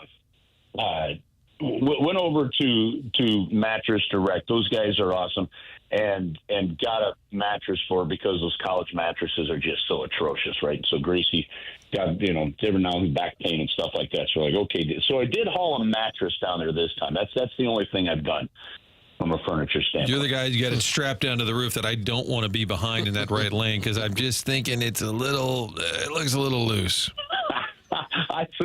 So the deal was, okay, look, we're going to do this. These guys are local. They're awesome. But I said, here's the deal. It's got to fit in the back of the Acadia. Because I am not strapping it down or doing one of those. So, yeah, these people that strap a mattress down to the roof and they put just one strap across the middle of it, and the thing is flapping like a loose toupee, right? You're like, no, that's not going to work. that'll fly right off. All right, it was a good move, and more importantly, Old Forester down there, right in downtown Louisville, walked in at 10:15. They had their allotment for the day out, picked up some of this 117. They call it this old series 117. They've only done it twice, so got a great bottle of bourbon while I'm on the trip too. And then it hit me. That Gracie turning 21 in January. I'm like, oh, you're about to be a middleman. You don't even realize. She's the middleman, Doug. I wanted to throw this at you, Curbs. I want to get your hockey brain activated here in August. NHL.com has the fantasy hockey top 200 player rankings. Do you think, and you don't have to go in order, but do you think you could name the top 5 on the fantasy rankings, top 5 NHL players? And the list appears to exclude. No, their goalies are on there. I take that back. So it's all positions. Okay, top 5. I'm going to go for fantasy hockey. I'm going to go McDavid, Draisaitl. I will go Marner, Matthews, and Eichel. Oh, wow. Okay, you got McDavid, Draisaitl. Did you say McKinnon? Nathan McKinnon. Oh, I forgot McKinnon. Okay, McKinnon. Yeah. He is first on there. So McKinnon, McDavid, Draisaitl. Then they have Kucherov and Makar as their top 5. Could be. I haven't done fantasy hockey, so if you're getting a defenseman and you get Makar, I could see that. To me, I'm not sure there's a huge difference between, say, McKinnon and, Marner and Eichel are going to light it up in Vegas. So I think those are all pretty interchangeable. Why don't you do fantasy hockey? You probably make a nice little second income, probably. Yeah. Well, if I follow the way of, some of these Cleveland Major League Baseball pitchers, that might be the way to go. Oh, my word. A little intel. Yeah, a little intel. I tell you what, I don't know if you guys have followed that story and all that, but, when you can actually bet on things like the first pitch of the game and you've got a pitcher that's throwing 19% of his first pitches of the game into the dirt like that, like he sure as hell didn't try to hide it. It's really quite impressive. I wonder how much money they're getting paid. You're already at the big league level. Why would you do that? I know. That's the thought process. Is I can understand the college kids kind of getting wrapped up in the on the dark side of this, right? Now, the only thing, like what do you do? Okay, if you're a pro player from another country, okay, and some of the stories, like if you guys have talked to Rivers about playing hockey in Russia, right? You have no idea kind of what either organized crime or certain aspects may play in some of this with people's families and stuff back home. So who knows that kind of stuff? But yeah, on the surface, it seems nuts to be making a Major League Baseball salary and having to throw pitches in the dirt to try and help some gamblers. Yeah. Or as you said, a friend or a family member trying to make a quick, easy buck. They just throw one in the dirt, and I'll bet on that, and I'll make $20,000. Oh, sure, I can do that. Yeah. Have you guys seen that Netflix had that series, and you can still watch it on Netflix, but it was called Bad Sport? No. And it's like 5 episodes, and they're an hour long. One of them was on the Arizona State point shaving scandal. And it actually talked to the guy they've actually got the guy that put the whole scheme together, and then how they were ready to pull the plug. And then somebody said, no, you got to do one more. And then basically they saw a whole bunch of activity on the bet. But it's kind of a fascinating look into that world of it and how they pulled it off and how they got away with it for almost a year and stuff. It's called Bad Sport, and it was a Netflix series. First Blues player to appear on this list. Anybody want to guess? First Blues player. Robert Thomas, 45th on this list of fans. And then Dylan Holloway is next on that list, followed by Dylan Holloway, 71st. And then, again, this is a fantasy, so I guess they're taking into account how it affects your team and all of that. So it's not necessarily a power ranking of players. Kyrou, 86. Is Kyrou higher or lower than Holloway? He is lower by 15 slots on this. That surprised me because Kyrou is going to get you goals, get you points. Yeah, but they get some plus minus in there. Yeah. and that's where he had a better year, but not quite as solid. Dylan Holloway. So I'm told, I'm hearing that the off season's gone well. We can't forget that he had that surgery, right? But hopefully he'll be ready to go for the start of training camp and all good there. I know he was actually. There was no chance that he was going to play in the playoffs.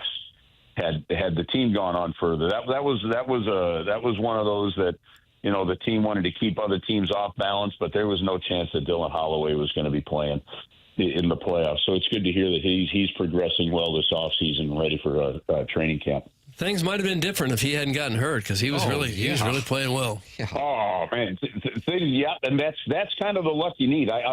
If I go back to 2019 and you realize how lucky and healthy the team was through that, and then you realize the next year, even though it was coming out of that COVID bubble or into that COVID bubble, how the team was very unhealthy compared to it, you've got to have some luck. You got to get the luck of the run there. The Dallas Stars not having having Robertson get hurt, that was massive. In that process. The Edmonton Oilers, right? The Edmonton Oilers suffered some injuries that were, that were absolutely critical to them. So, and they still, even then, they still went on a fairly, deep run, obviously. So, that injury specifically to the Blues, I think really, truly impacted that, because his physicality, his speed could have made an even bigger difference. And that's why I keep saying this. That's why I'm so bullish on this next year. I understand the Bolduc trade and why you're willing to take the risk. Like, eventually you have to look at ice time if you're a team, and you got to say, okay, where's the ice time going to go? Well, without making another trade to anybody in the top six, where were you going to find Bolduc ice time in the top six with what you saw from Jimmy Snuggerud? And when you realize that, then you're like, okay, well, we can find a bottom six forward if we need it. We actually have some depth there in the organization.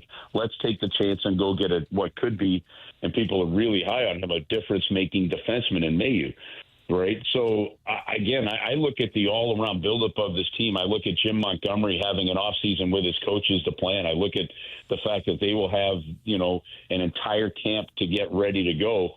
The way they came out of that season, the feeling, the vibe, the way leadership really took over that room in the second half of the year, I realize that maybe organizationally I can understand why some expectations are tempered, because you are relying on continued growth from everybody on the inside. But I look at this team, and then you add, they went ahead and they picked up two centermen in Suter and Bjugstad, and I think this team competes for. I think it's disappointing if you don't compete for a top three spot, one of those automatic playoff spots in the Central Division. And this Central Division, guys, is just nasty. It's still, to me, the most competitive, toughest one in hockey. And camp would be what? Early September? Like September 18th, 19th, somewhere around there. We got some time here, Doug. Doug, you can assemble your fantasy roster. You got time. Doug does play fantasy hockey. Does he? He does? Yeah. Oh, my God. Really? I think it's a smart thing to do. I know it sounds like justification for degenerate activity, but so help me, and I'm not limiting it to hockey, whether you're fantasy hockey, fantasy football, fantasy basketball, playing college football on PlayStation, playing Madden, playing NHL, playing FIFA. What is it called now? Papers? FC. You familiarize yourself with rosters and players. I'm telling you, I know wives don't want to hear it, girlfriends don't want to hear it, but I'm telling you, Doug, it helps. It does in this job for sure, because there's a lot of good players out there you wouldn't even know unless you played fantasy sports. I did fantasy baseball. So I was in my first year in Springfield in the American Hockey League, and that summer I did fantasy baseball. I had my one-bedroom apartment. Of course, I had everything. I printed it all out from the office, because this was like the first year of computerized online drafting. And if your AOL signal went out, and it did for me, it went out right before I'm trying to pick Randy Johnson as a pitcher and stuff. But listen, guys, I got so into it that summer, I knew more players playing at the AA level. Like every day I was like, okay, who got injured at this level? Who's moving up to this level? And at the end of one summer, I was into it. I had a great time doing it. I'm like, I cannot do that again. and stuff. So I did the fantasy football for plenty of years, but when it came to the baseball, because I'm such a big baseball fan, I got so into it that I'm like, okay, that was next level. I was up till 3 a.m. looking at wire. Like it got insane for me. I'm like, yep, okay, I can't do that. It also gives you a little more empathy for the guys who do it for real. When you think you've put together a team, you have a good reason for this trade and that draft pick, and then guys get hurt, and then guys just don't perform at all, and there's nothing you can do about it, and yet you wouldn't have made the decision any differently if you could turn back time to do it all over again. Well, you know what? Like, I was thinking about this with the Major League Baseball deadline that just passed, and you know, it's just it's fascinating to me. Like to me, if there's one mistake that continues to be made with the Cardinals, it's actually it honestly it's in their messaging and their communication of what their plan is to their fans.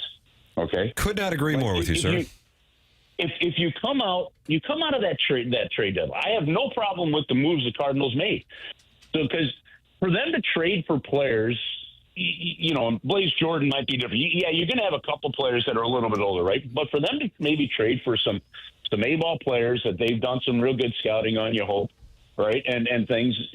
You're looking at this trade deadline was there to impact players this season. I don't think at all next year, to be honest with you. To me, it's going to be, and it'll be after their work stoppage if they have it. So you're talking 27, 28, somewhere in there.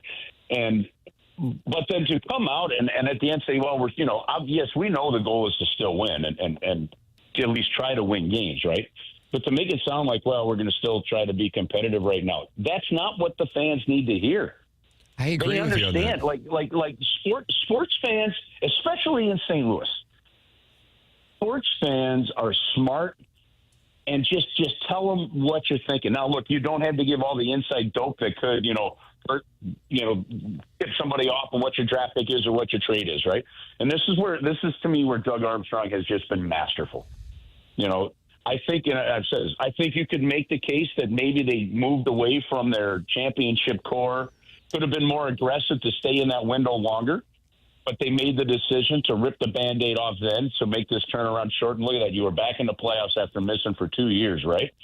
Okay, but all along, Doug said, I know this is going to hurt, but we have assets now. We can move to this. He said, look, this is actually something I've never done. I mean, we built teams, but never kind of had to tear it down to go back in. And all along the way, look, we're not going to be overly active in this market because we're trying to look for players that fit this age group, 23 to 27 term. So what does he do? He trades Bolduc for Mayu. There are things like that where the moves, the planning, the hiring of Montgomery, right? And yet then he can still go out and he'll always say, look, I'm not going to paint myself into a corner with everything. I see a need for the team that could still help us in this process, so I'm going to go trade for a 31-year-old defenseman in Cam Fowler. Like, it's the messaging. And so Cardinal fans don't need to hear we're trying to stay competitive right now. They need to hear the reality of, look, we are working. This is what Heimblum is doing. Heimblum is we're replenishing this because we have to build from within, from the minor league level. We have some good players here. We decided to keep some of the players like Burleson or Donovan or whatever right now. There may be opportunities in the offseason, right? But right now these guys are continuing the direction that we were going in, where we want to see what they can do for a full season. Then we'll reevaluate, because maybe there were deals to be made for some of those other guys. But right now, no, we don't want to make a mistake. Let's make sure that we know exactly what we have through this evaluation year. If you just say that, I just think it just comes out better, because, yes, we know the goal is to try to win games, but the reality of it is you're not competitive at enough of a consistent level to make a difference. And guys, and I still go to games. Like I can enjoy going to games. I'm a baseball fan. I'll go watch other teams. I'll go watch the Cardinals. Right. I mean, I was there the other day, on that was Wednesday night. Had a great time down there. But I just think the messaging has to be so much clearer for the fans. And if it is, honestly, at that point, now you're helping out the ticketing and the business side as well. And that's where so when I look at trades and things and like you just said, you're in a point where you're going to make trades, and it's going to be one of those things where, they're going to, it's going to be a few seasons before you get out his reasoning, and he said, hey, that doesn't mean there's no reason for hope. You never know what can wind up happening, but I'm looking at where we are, and I think you're looking around the Central, and he just kind of called it, and I feel like that builds credibility with a fan base when you kind of tell the fans, yeah, this is where we are, but here's also how we're going to get better, and I think people can respect that. Chris Kerber with us every Monday here on TMA at 8:15, giving us his perspective. Kerbs, we appreciate the time as always. Thank you so much. All right, guys, stay cool. Talk to you next week. Thank you. It's Chris Kerber with us here on the Callier and Thompson phone lines. And 100 West Dental, longtime sponsor of TMA, online at 100westdental.com. Call 636-585-0100. No dental insurance, no problem. You can work with Dr. Brandon Pryor and his team on Manchester and Baldwin, even if you don't have dental insurance. The membership plan aids in the cost of dental work for those who don't have dental insurance. No phone calls needed to get in. Just check the calendar online for availability and book right then and there. And they have an offer going on right now that if you mention my name, you're going to get $1,000 off Invisalign. If you're on the fence about Invisalign, they have a digital scanner that can show you a simulation of what it'll look like before you even go through with it. It's 100 West Dental. They're located on Manchester in Baldwin. Online at 100westdental.com. That's Dr. Brandon Pryor. No phone call needed to get in. Just check the calendar online for availability and book right in there. And then, if you're interested in Invisalign, mention my name. You get $1,000 off Invisalign at 100 West Dental. Online at 100westdental.com. Doug, we've got a couple things going on here. The Missouri-Kansas game, it's starting to percolate, even though we're more than a month away. Okay. A former coach has made it clear that he's locked in for the festivities in Columbia, Missouri. And then a little promotion turned into a significant moment in the world of baseball. We'll have that for you coming up as well. Now you've been properly teased. I went to teasing camp, and I feel really good about the results so far. It's Well, you're a ROI little season. champion. Yeah, I am a little champion of teasing. The program's called TMA. It's presented by Brown and Crouppen on 101 ESPN.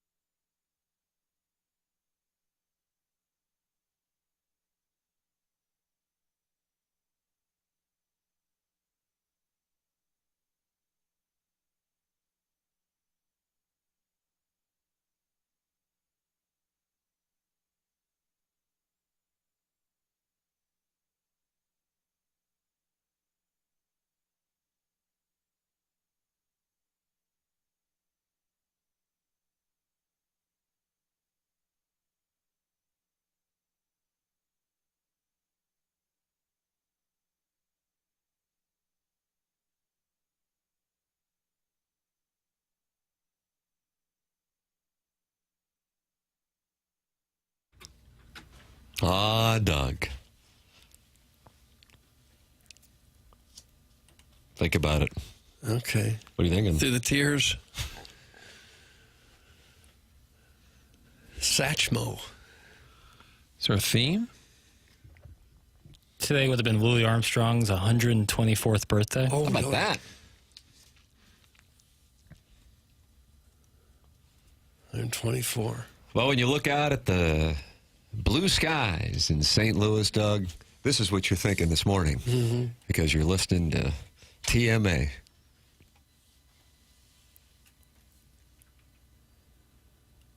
I didn't realize he would have been that old. Born in 1901. 1901. Marv Levy turned 100 this weekend. Hall of Famer. Is that right? And he's still alive, and he's still active, and he was at Country Day back in the day. Yeah. Doug, did you ever cover his practices? When you... Oh, you son of a so-and-so. The program is brought to you by Brown and Crouppen. We are in our Fisher Window and Door store, 8 o'clock hour, and talked it over with Chris Kerber earlier, and Brad Thompson's on the Stiefel dossier at 9:30. Design Air Heating and Cooling email today coming your way at 10:45. Martin, you know anything about Design Air Heating and Cooling? I believe you do because you're a client like me and Doug. I do, and I've heard of them. You've probably heard of them. They've been around for more than a century now, doing the same thing, making sure you're comfortable inside your home year-round. In the winter, we're talking about the furnace, air conditioning in the summer. Seasons change in St. Louis. You're constantly flipping that thing to cool, warm. It goes back and forth. Make sure it is tuned up properly. If you're having an issue, sometimes it's just not matching the number you type in. You want it to be 70, but it's 75. Something's not quite right. Have the fine folks from Design Air Service come out, do a little tune-up, check things over, and if there's an issue, they'll let you know. But they work hard with their sales team to make sure nobody is upselling you. That's more stressful when they try and sell you something you don't need. We've had letters from our listeners saying they experienced exactly that.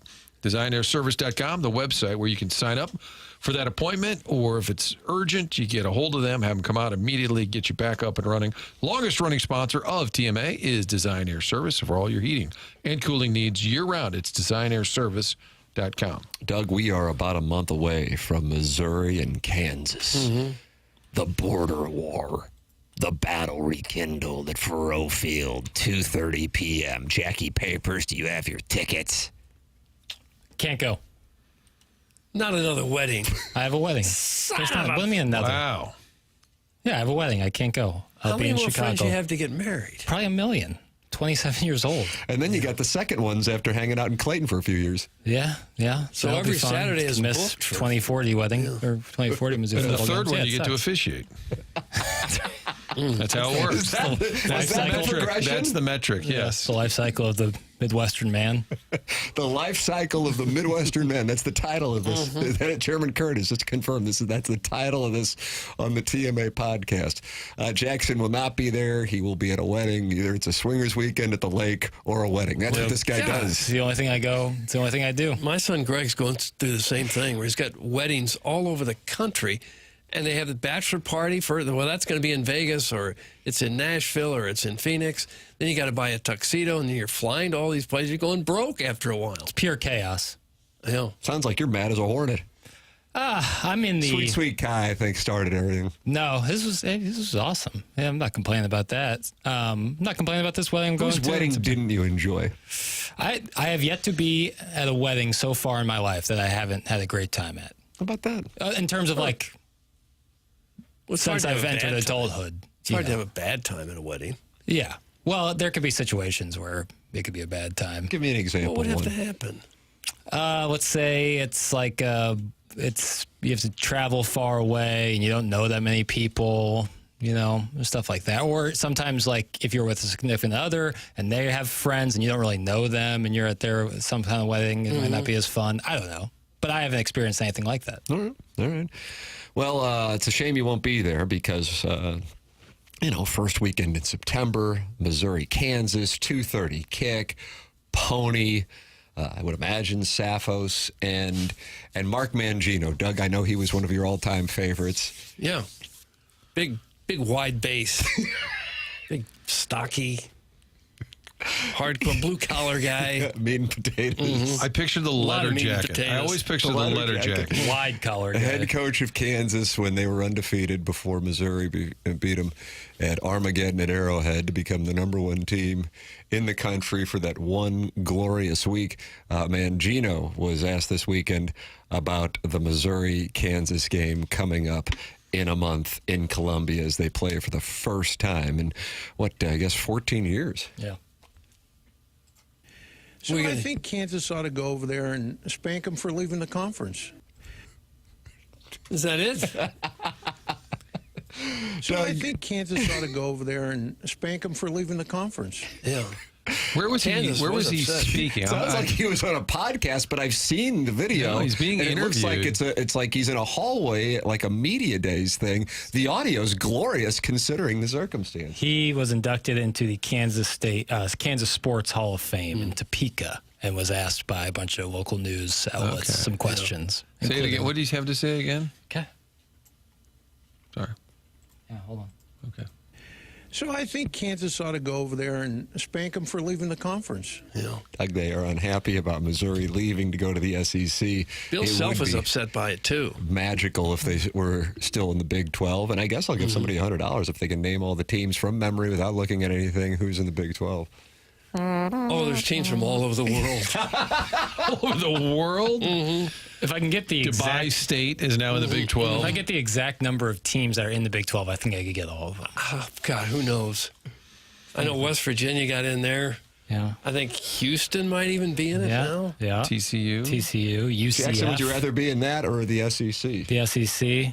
Okay. Why? It's not even a question. If Kansas was given the option, I'm sure they would say the same thing. They were not happy when Missouri left, though. They really weren't. Yeah, I'm sure they weren't. Why? But yeah, this Thinking is they were a gonna get capitalist left behind. society. Did Missouri not try to make more money? Yeah. Well, don't scold me. I'm just telling you, they were not happy. Well, you're about Mr. Beaker over there. It. I'm not Mr. Beaker. Mr. Beaker. I did like Mangino's letter jacket. That thing could have fit a Buick. It's like a scorned lover from a breakup 15 years ago getting a chance to take another shot, mad that your ex has moved on to bigger and better things. It's like a minor league catcher being upset that a pitcher is getting called up to the majors. Like, abandoning your team. What? Here's a degenerate gambling question for you Mizzou geeks. I'm happy to field it. Is there already a line on that game, or would that be out of hand? Oh, no, there's definitely a line. Yeah, Who there's would probably be early line. favored on that? Would be because Kansas has the higher win total projected by Vegas. Is that right? Over under, I think. Yeah, they were 7.5, I believe. Yeah, Missouri's is at 6.5 on FanDuel. Missouri, Doug, you want to take a guess what the line is? I got it right here in front of me. So we don't know who the quarterback is, Doug. No, we don't. But we have a line. We know who Kansas is. Well, it hurts me to say this, but I'll say Kansas by 1.5 points. Jackson just laughed. He just laughing. They're laughing at you. You think Kansas is favored in Columbia? Well, Your Beaker's showing, Doug. Oh, my God. I was making a joke earlier. all right. I'll say, okay, since you didn't like that, I'll try something else. Mizzou by 3.5. That's a better guess. Missouri -7. Oh, really? Wow, that's a big spread. Okay. Go Tiger, beat Jayhawk. Go Tiger, beat Jayhawk. If they lose to KU, does that undo the whole? Does that undo the whole season for you guys? Bill. We talked about it. I think Tim was out.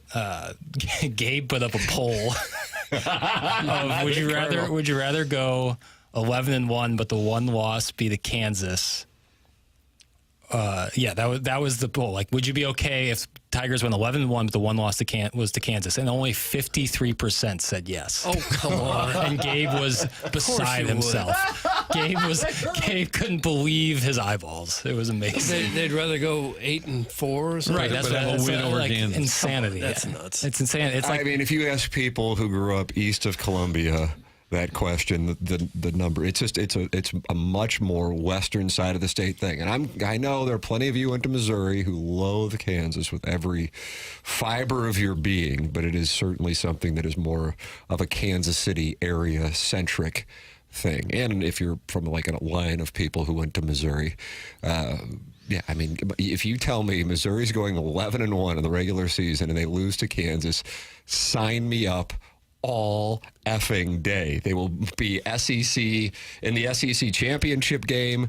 They might be ranked number 1, and they're in the college football playoff no matter what the hell happens in Atlanta on the first Saturday in December. Sign me up all day long. People hate Kansas because they've been told to hate Kansas, because they think it's cool to hate Kansas. What is there to hate? What are you hating? Do they have a bunch of despicable people running the program that you hate? No, not really. What is there to hate? You're hating just because you're told, hey, this is our arch rival, so you must hate them. Okay, I hate them. That's all that is. There's nothing really to hate. Jackson hates them. Why would you hate them? I think it's fun to participate in the rivalry. I think it's a staple of college football or college athletics in general. I think that, but like, do you hate Tennessee more? Yes. Wow. Yes, I dislike Tennessee way more. Why do you hate Tennessee? You name it, I dislike it. Well, give me a reason why you hate it. He asked you to name it. You asked him why, just because and then he said you name it. I like Rick Barnes. I like Rick Barnes a lot. I think Doug, that's the reason to hate Tennessee. Well, no, I'm saying I just don't get it. Well, I'm saying I said name it. I hate it, but I do really like Rick Barnes. I really like. You Rick wanted Barnes. that as a point of clarification. And Tony Vitello, who was But kind your enough to hate join comes us for this from program. But he said why, and you said you name There's it. So nothing when you're in this volleying world. back and I don't forth. like the fan base. I don't like they think they're a blue blood. I don't like. There's nothing more satisfying than when Mizzou beats Tennessee in either football or basketball. It makes me so happy.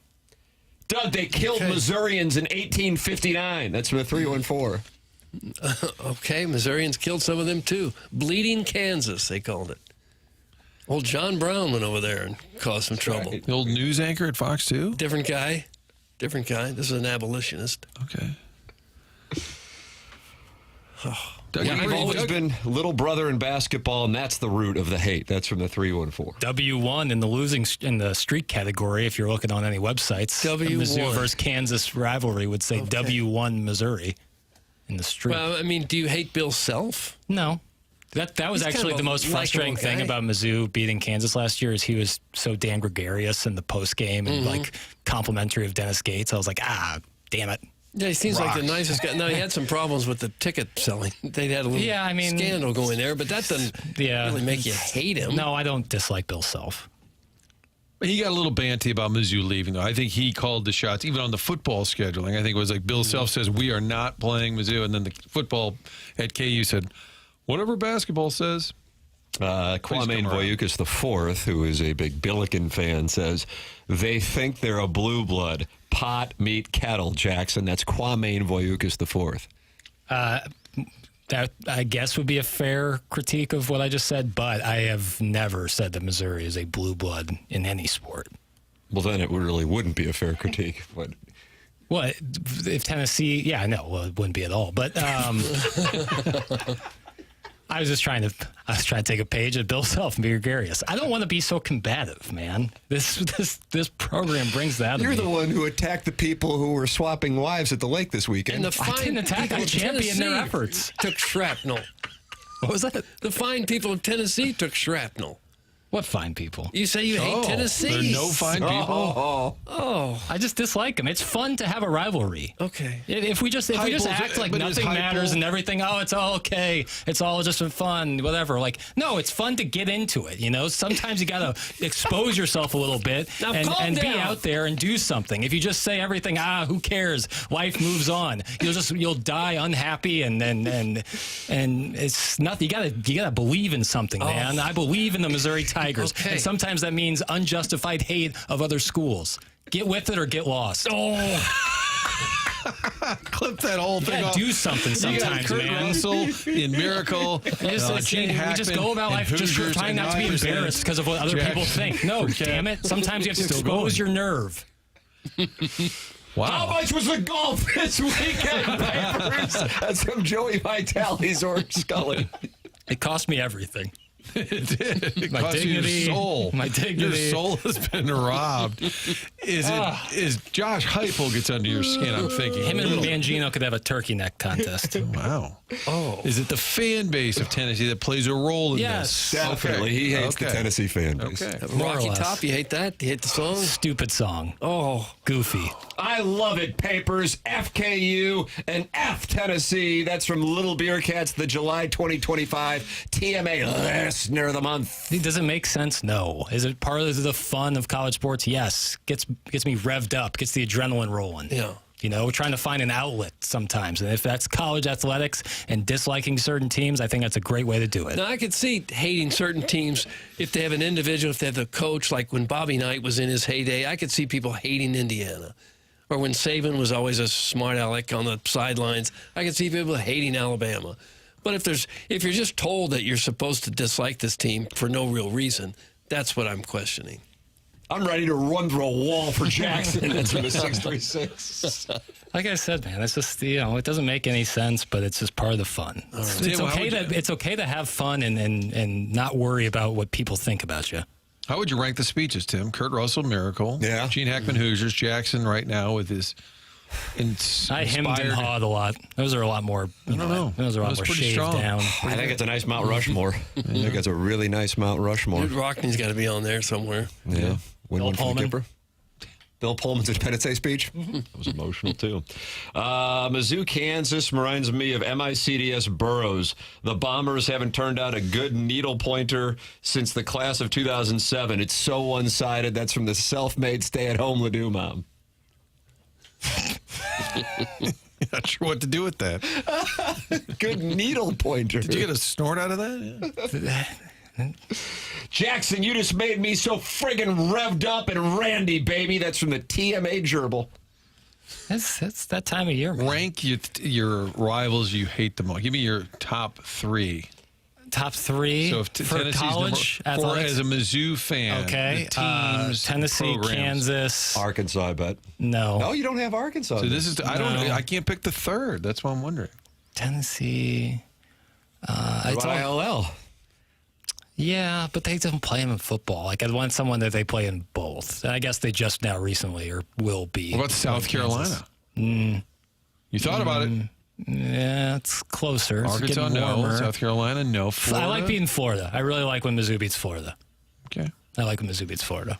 So I'd say, for me personally, like Florida. Although I don't dislike any. I don't love Todd Golden. You just talked yourself into it. I don't love Todd Golden. Well, I hope you like Mark Milton. I love Mark Milton. And he's ILL. Jake's He count certainly is. rails. Big-time Illinois, and he'll take on the godforsaken tax man for you, whether he's wearing his Illinois colors or not. Maybe you have unfiled tax returns or tax liens, banks, levies, wage garnishments keeping you up at night. These are serious things, much less a potential IRS criminal investigation. That's where Mark Milton comes in. He can take care of you. He is at stltaxlawyer.com. Mark Milton and stltaxlawyer.com provide a local and holistic approach to tax resolution. Mark earned his accounting degree at the University of Illinois, the #1 accounting program in the country. Got his law degree from St. Louis U, and now he lives and works right here in the St. Louis area and can help you with any tax problem you might have. Started his legal career with the Department of Justice Tax Division in Washington, where he earned the DOJ's Outstanding Trial Attorney Award, and now he helps individuals and small businesses solve their tax problems. So if you have any kind of IRS issue, you contact Mark Milton at stltaxlawyer.com today, and you'll be saying, I am not guilty, I am with Milty. Remember, the choice of a lawyer is an important decision and should not be based solely on advertisements. There it is. Jeff Passan has just posted. Friend of the show? Yeah, a friend of the show is exactly right. His review of Major League Baseball's trade deadline, and he goes in depth on the Cardinals and John Mozeliak. What did he have to say? You're going to find out coming up champion. next. Little champion of teasing. As we head into the Marcana Evergreen Wealth Strategies 9 o'clock hour here on the Morning After, presented to you by Brown and Crouppen on 101 ESPN.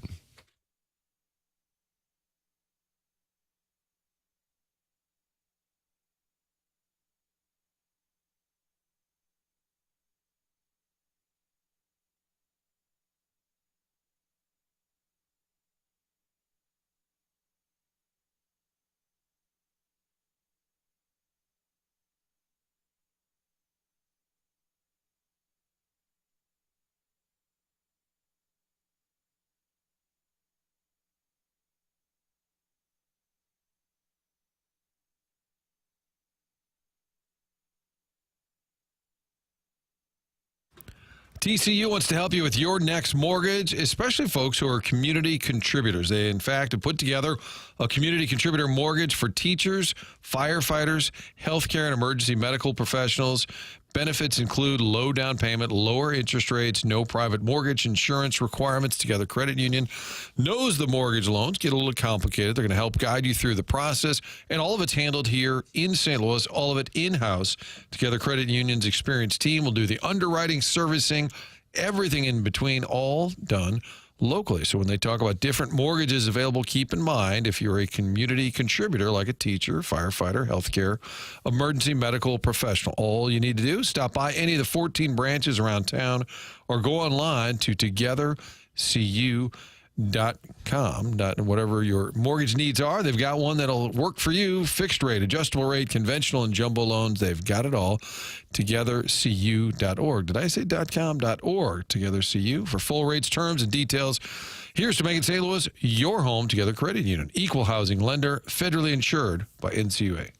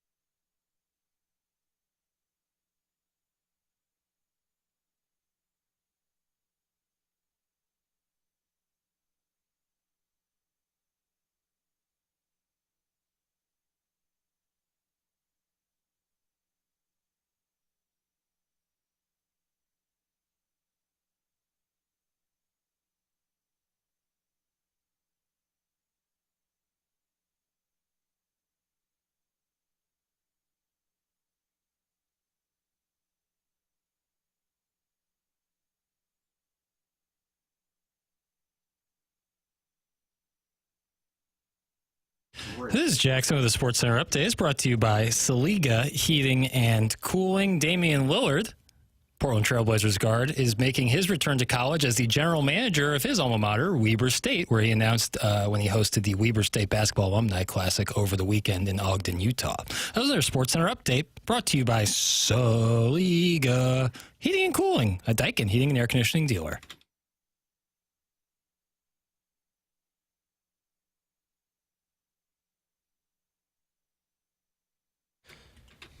Has anybody watched the Billy Joel two-part documentary yet? I started watching it last night. There we go. That was long. I'm not even through the first episode.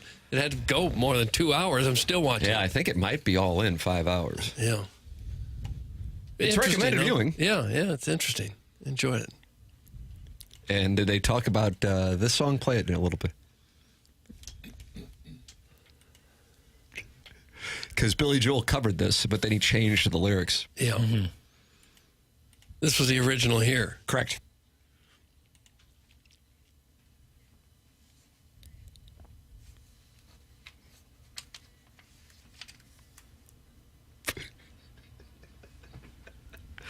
Well, I think Billy Joel's lyrics were a little better. No, I think it's true. Everything to be said about Warren J. Harding has already been said. Oh. Not much more to say. Do you have any opinion on his administration? No. Your thoughts on the Warren G. Harding administration? Call in 314-974-0101. Callier and Thompson phone lines.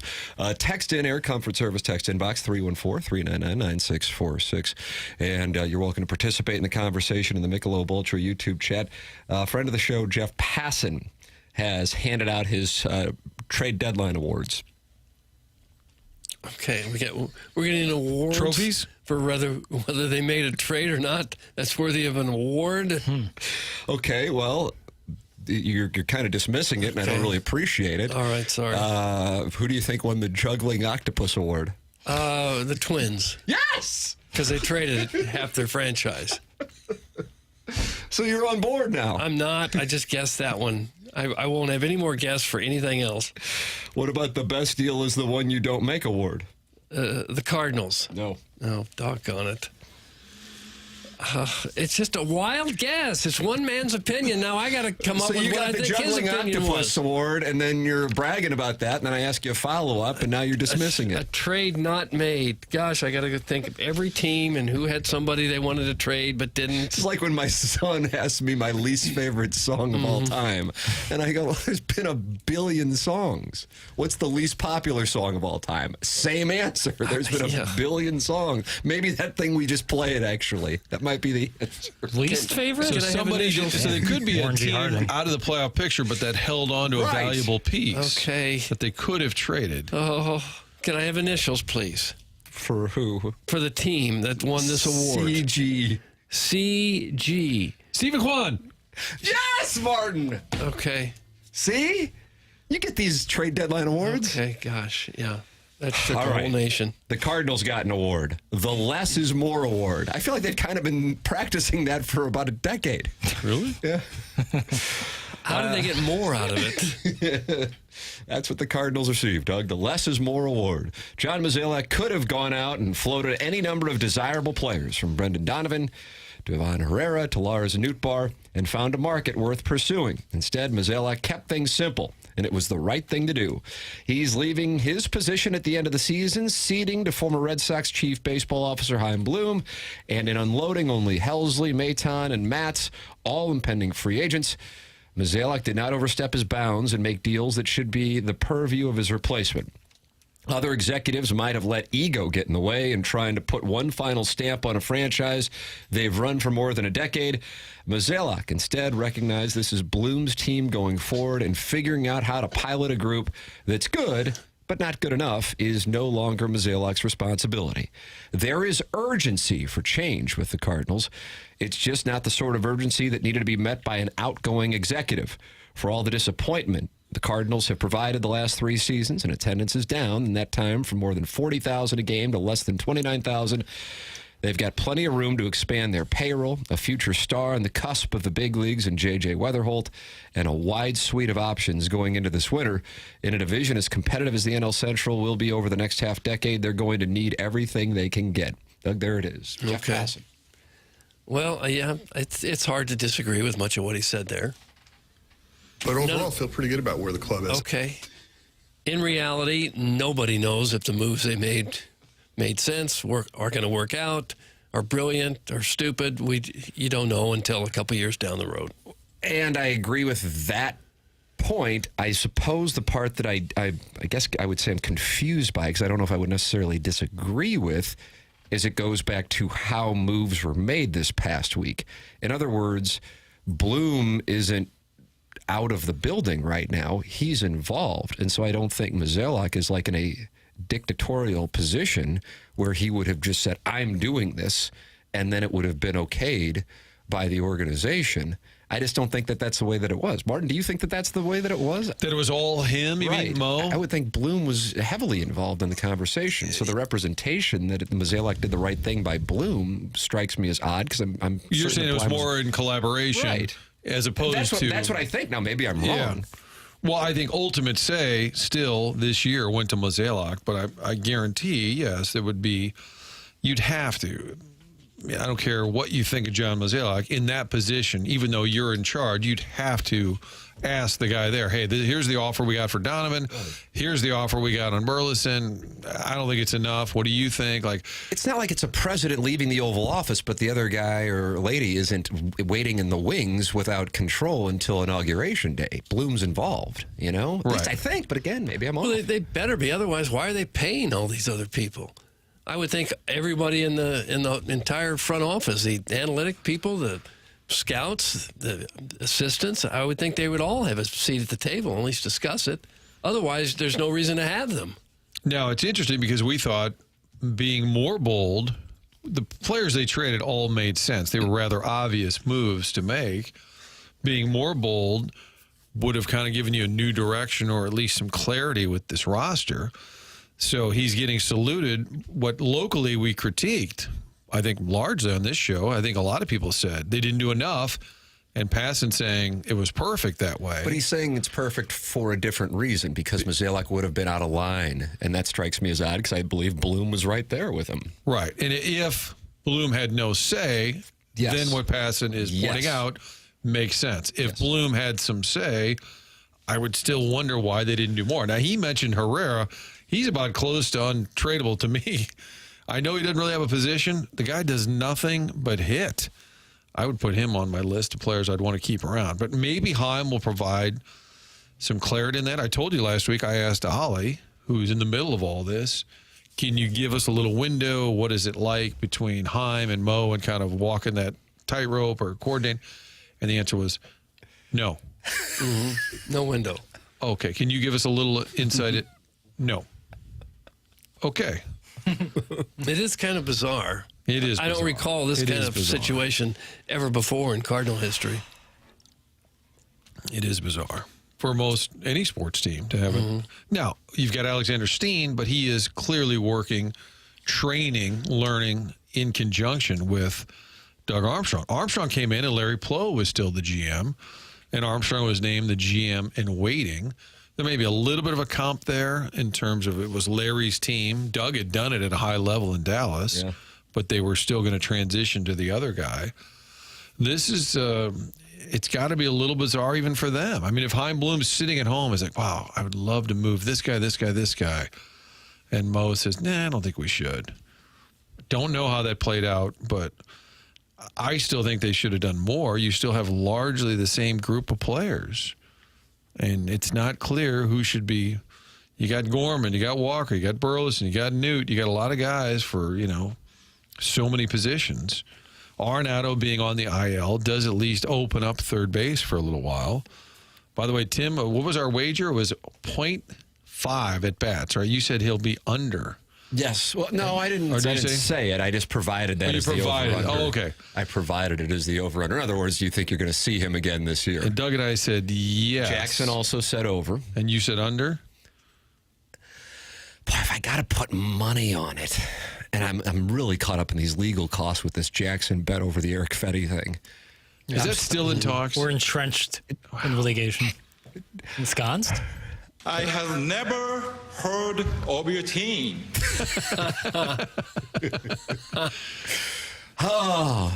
I'm gonna say I'm gonna go under.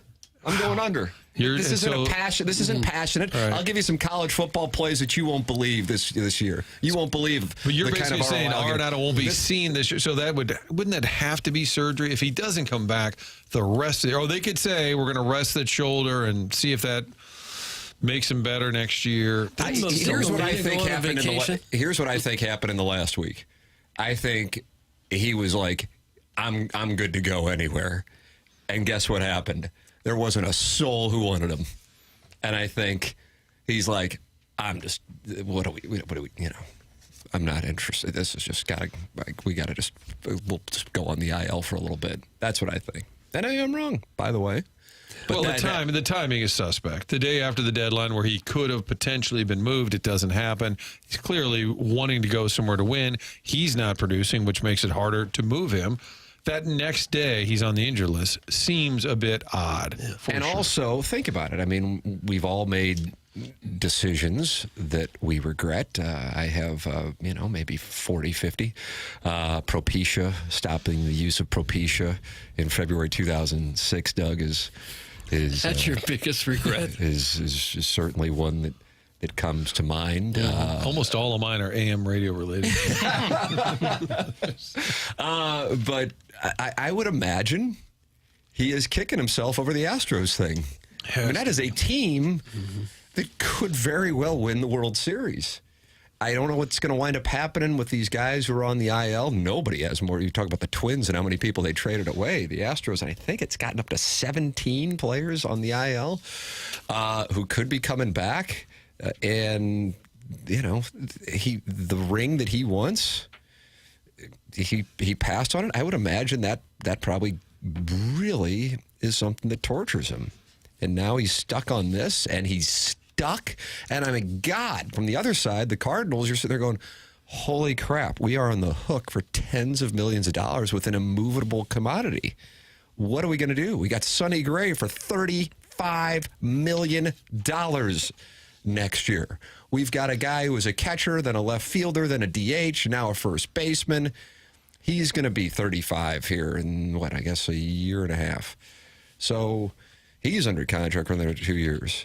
I mean, what a sliding doors moment that was in December of 2024. And on top of that, the young guys that they're hoping develop into the next core of the team, it's not like they've been up for 6 months, 5 or 6 months, and you're trying to figure out who they are. A lot of these guys have been here 3 or 4 years now, and this is probably who they are. This is probably who Gorman is. Walker's on his 3rd or 4th year. Nootbaar's been around a little bit. Burleson's been around a little bit.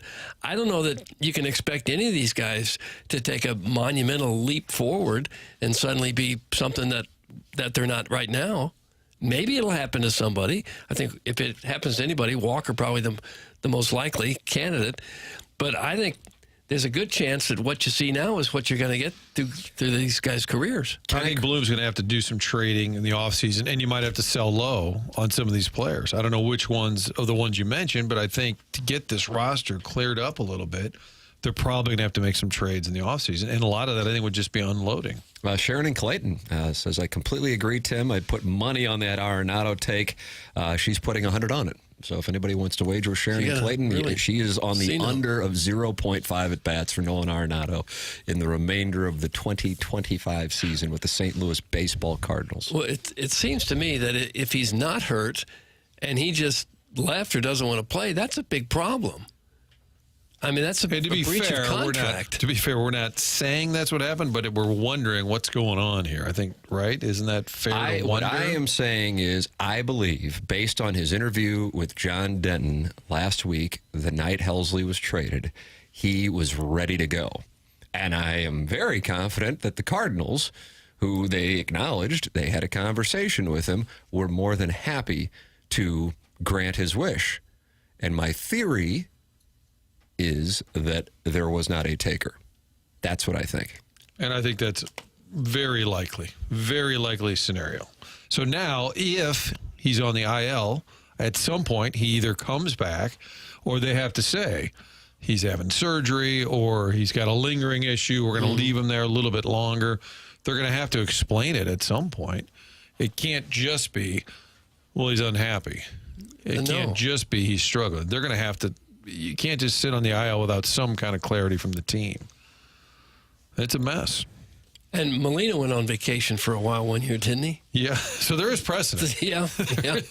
Just went home. And here he is, having the time of his life. Okay, taking and then 20, 30 million, but you're just going to leave? To the point where Albert Pujols and Adam Wainwright were FaceTiming him and saying, please come back. It's like Gary Coleman. It's like Little League, where you had a guy go on vacation, and you need him to come back, so you got 9 guys to play in the tournament. Hey, can your parents postpone that Can you trip to please the come lake? back? We got a big tournament this weekend. So all of you. Gary. Gary, come back. No, you. But you're under contract. You're I think supposed he'll to be play. back. We're trying to sell I tickets. think it was the last couple weeks of the season. And remember, he was injured late in 2023 and didn't play the final couple weeks of a miserable season. I think it's too long a stretch here. I think he's going to reappear. I just think he's going to. Sharon's putting $100 out there if you wanted. No, you. Oh. His papers is still worked up about Kansas. Oh, man. Well, we could ask Brad Thompson, see what he knows. Yeah, huh? Brad Thompson's coming up here at 9:30. Ladies and gentlemen, the program is called TMA. It airs on 101 ESPN. You can email in for our Design, Air, Heating, and Cooling email today, the morning after at InsideSTL.com. And I believe we were giving away tickets, Jackson, to the Stiefel Charity Classic, correct? Yes, waiting on full confirmation of that, but once we do, we'll have all that information for you. That'll be a beautiful weekend, and that's a wonderful. I've been out there the last few years. I really enjoy that tournament. The morning after at InsideSTL.com. That is coming up for our Design, Air, Heating, and Cooling email of the day. James Carlton is a regular on the program on Mondays. James Carlton of the Carlton State Farm Insurance Agency is online at carltoninsurance.net. I bet he didn't like Mark Mangino's comments. That's be my wager. James Carlton is my insurance agent. He has been now going back to 2019, and I recommend him wholeheartedly to our audience. 314-961-4800. Go online at carltoninsurance.net. Go online, type his name into a Google search, and you're going to see 425 five-star reviews for James and his team in Webster Groves, not just for their customer service, their responsiveness, but also how they're proactive in looking to save their clients money. And I can speak firsthand to it as a 6-year client of James Carlton and the Carlton State Farm Insurance Agency. Go online at carltoninsurance.net or call 314-961-4800. You have nothing to lose, and that 5-minute call truly could wind up saving you thousands of dollars on your insurance. The number is 314-961-4800. Go online at carltoninsurance.net. Brad Thompson next here on TMA 101 ESPN.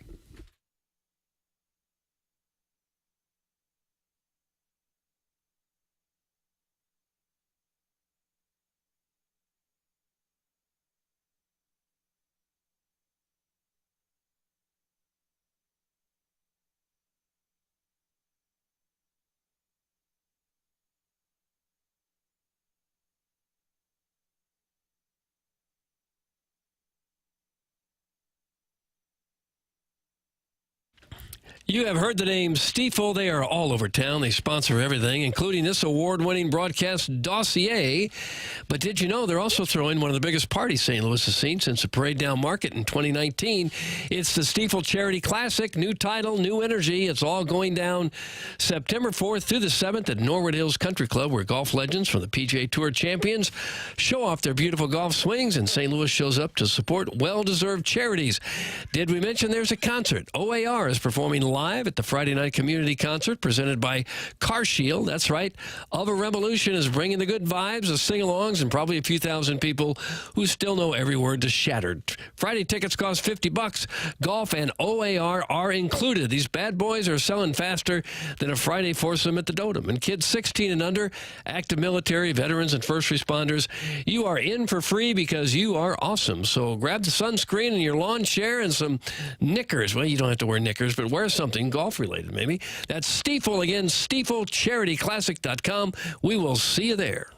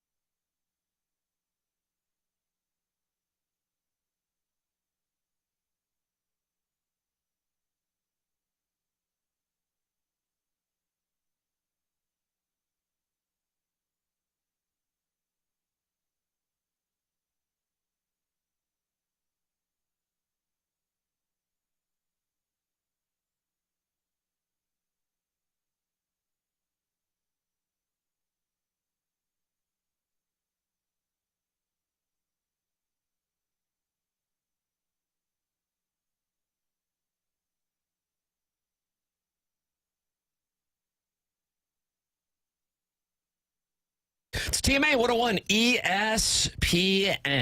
Tim McKernan, Doug Vaughn, and Martin Kilcoyne with you on the program. We're in the Mark Hanna Evergreen Wealth Strategies 9 o'clock hour. Doug was in the midst of a live read, and then I excused myself, Doug, to use what you call the Little Wizard's Room. Sure, happens. And I guess they're following me. TMA Remote Lamp said, hope everything goes well in the Little Wizard's Room, Tim. That's in the Michelob Ultra YouTube chat. And then Rockio's hostage negotiator said, can you imagine what an honor it would be to pee next to Tim? Oh, gosh. What's wrong with that? It's just kind of, that's what they're talking about. So if you want to go in there and talk. Rockio is being held hostage? That's what I got out of that. Who's got Rockio? And why is he chirping? Who's got his tuba? Gosh, he could play the tuba. 250 friends are gathered in the TMA YouTube chat. That's youtube.com/TMASTL. And I think they want to hear what this man has to say. Ladies and gentlemen, it is our pleasure to welcome to the program on the Callier and Thompson phone lines here on 101 ESPN, Brad Thompson. Morning, Brad. Good morning. The Little Wizard Room, that kind of reminds me of the Touch Tunnel a little bit. Goes back to the Touch Tunnel again. I think you have to go through the Touch Tunnel to get to the Little Wizard's Room. I think you might be right. Are you up bright and early in SoCal with us? No, I wish I was. Look, out of all the trips, and I'm on pretty much all the trips, the one that I'm not on is Southern California. So I am here in O'Fallon, Illinois. Enjoying it. It's a lovely day, as you know. The weather's been great. But Mark Sweeney Dog lives in San Diego, so that would kind of be not a nice move if I took over in his hometown. Got it. All right. I didn't know if you were heading out for the L.A. trip. This is you're on the opposite of the Mike Claiborne trip. I've noticed when the Cardinals go through the non-Chicago cities of the NL Central, he tends to stay back. And when the Cardinals go to Southern California, you stay back. You are quite perceptive, Tim. That is absolutely true. Look, I will go to Miami, and that one I'm sure that Claibs will be there. That would be one. That is one that Jimmy would definitely have been on Miami. Like any of the good cities. It's true. This is Martin. We can look at the schedule and call the broadcasters for radio and television before they even show up. We like logistics. I'll see Claibs. Hey, you heading over to the trip to Pittsburgh this week? You know what, man? I'll sit that one out. Okay. Brad Thompson with us here on TMA. We were just reading what Jeff Passan had to write regarding the Cardinal trade deadline. And I realize you are not in there, but what he said, he liked what the Cardinals did, but his reasoning was something that I'm not sure is necessarily accurate as to what took place. And he said he liked it because John Mozeliak didn't do a whole lot beyond the impending free agents because it wouldn't have been right to do with Chaim Bloom taking over. But and again, it's straight perception because I'm not in there either, was that Chaim Bloom was involved in the decisions that the Cardinals made last Thursday, so it's not like Mozeliak was flying solo. So along those lines, do you have any insight on that? And then secondarily, your thoughts on the moves that were made at the deadline? Yeah, I would say that again, not knowing full knowledge of the room, I would say he was absolutely involved but not in charge, right, when it comes to Chaim Bloom. So there may be some things that he would do that Mo wouldn't. Who knows? So this allows him to get a full grasp of the roster and then move accordingly, right? Like I'm sure a lot of people would say, hey, trade this guy, trade that guy. You have a log jam. Easy to say, maybe a little bit harder to do. But you have a whole offseason to be able to do that too. So you have the next few months to be able to evaluate for Chaim, who's been doing this for the last year and a half of evaluating the Cardinals roster, and then make the moves that he ends up wanting to make. And as far as the moves that the Cardinals did make, look, I don't think that anything was surprising. They got rid of their expiring contracts that didn't have any restrictions, right? Didn't have any blocks on their contracts, no trades. So I didn't do a incredibly deep dive on all these prospects, right? Like the Baez kid looks super talented. You got some high upside pitchers that have swing and miss. You got a kid that is knocking at the door of the big leagues, hitting over 300, hitting home runs from Boston that you got from Steven Matz.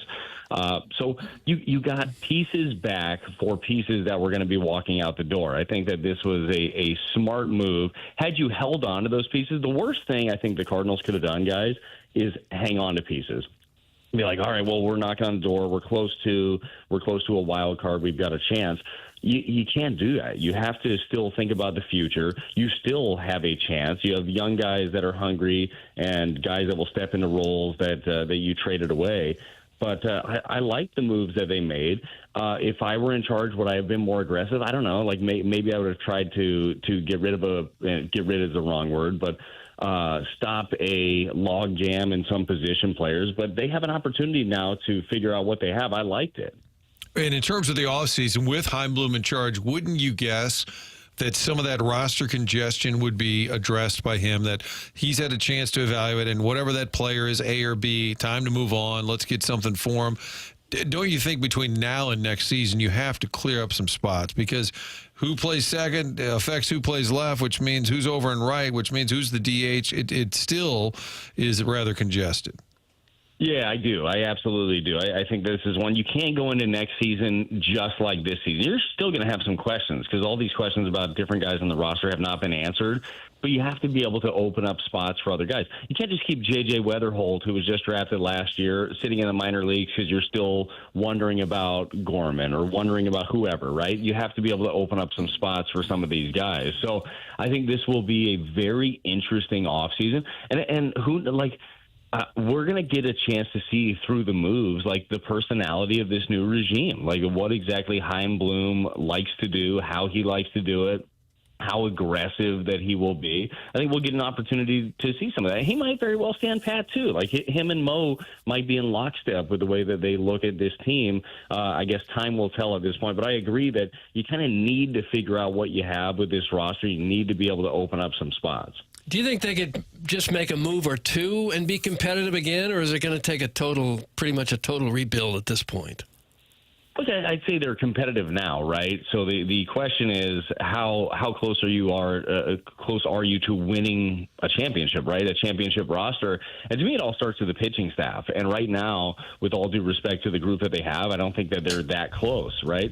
So you have to have some of these young guys emerge, which is going to take some time. It's going to take more than a year for those guys to get there. I don't see the Cardinals being enormous spenders in the offseason. So I think it's going to take a little bit, Doug, to get back to that whole competitive roster where you believe you have a chance to win a World Series. Brad Thompson is our guest here on TMA 101 ESPN. He joins us on the Callier and Thompson phone lines every Monday at 9:30. This is something that I do think is positive. I'm not holding rights. I know you're not holding rights. This is a real thing.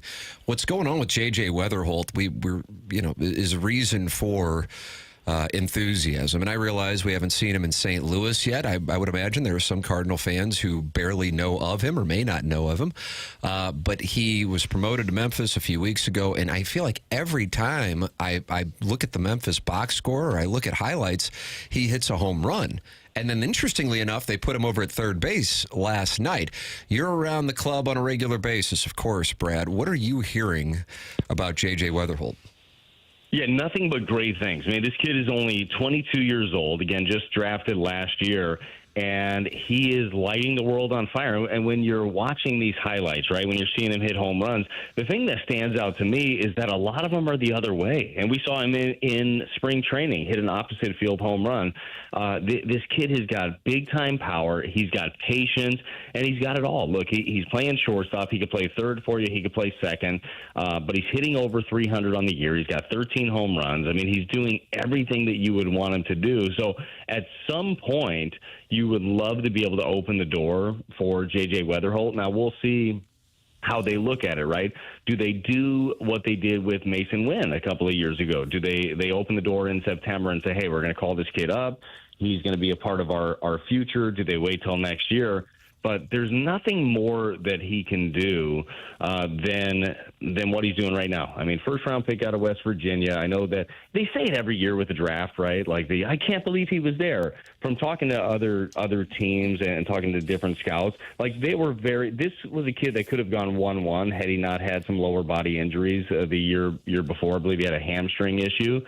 So scouts love him, evaluators love him. It's not just a Cardinal fan. I know we overhype the prospects. Every team does it, and then they get to the big leagues and everybody's mad. But this kid seems to be, at this point, he's checked every box. He's the real deal. So I'm looking forward to seeing what J.J. Weatherholt has in St. Louis. Tim, as you mentioned, it's different when you get the third level on all these ballparks. It's different when the lights are bright, when the microphones are in your face. But he handled it all very well in spring training, and I can't wait to see what it looks like in St. Louis. What's your gut in terms of Arenado? When will he be back? And I know you're not part of the medical staff, but it did seem like a guy who's been having a rough July. Might have been on the move at the deadline, didn't happen. Maybe a little disappointed now that it didn't happen.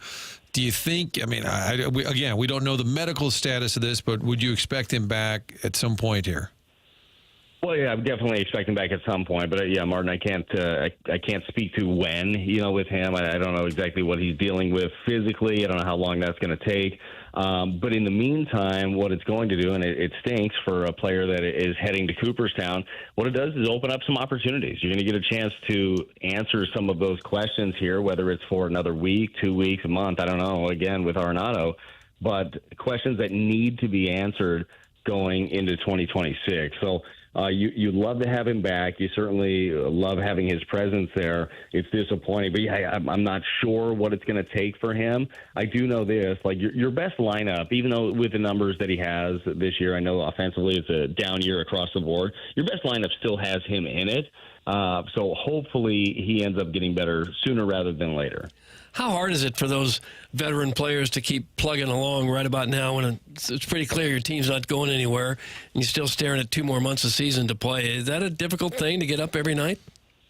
It shouldn't be. Honestly, it shouldn't be. It's your job. Like, it's a professional pride. So if you have a hard time getting up for things, and if it's an issue for you, then I think you're in the wrong sport. Honestly, like you should be doing something else. This should be something where it's easy to get up. There is that. You still got the name on the front, the name on the back, and you want to respect both of them. So I don't think that it's something. I mean, there are times where it's disappointing. There are times, and Arenado's been through that. He went through that in Colorado, and obviously he wanted to change, and he was vocal about it. And we've seen some of that here as well. But it really shouldn't be something that is hard to get up for a baseball game. That's your job to be able to do. How about the job for Ali Marmol? You take away 3 pieces in the bullpen. He knows the deal. He knows the drill. What do you think the approach is when the team knows they're not contending anymore? How that changes his job, too? Because I think for the bulk of this season, they felt they were still, at least somewhat in it. Yeah, that job gets a little bit harder, for sure. And I would say this, and I'm sure that Ollie has said this, he does not approach it as if they're not contending. Like, he looks at it as they're contending every single day, and that's the way that you have to look at it. If you're a player and if you're a manager, and by the way, that is the truth, right? Even though you traded off 3 pieces, it doesn't mean that you can't go make a run. We talked about it last week. You look what Detroit was able to do a year ago after they sold off, and then they went on a run. Like, that happened. You're still competing at the big league level, but now it's other guys that are jumping into the mix. So it gets a little bit more difficult when you're throwing guys into bigger roles, when your back end of your bullpen is no longer Helsley, Maton, Matz bridged a little bit of a gap for you.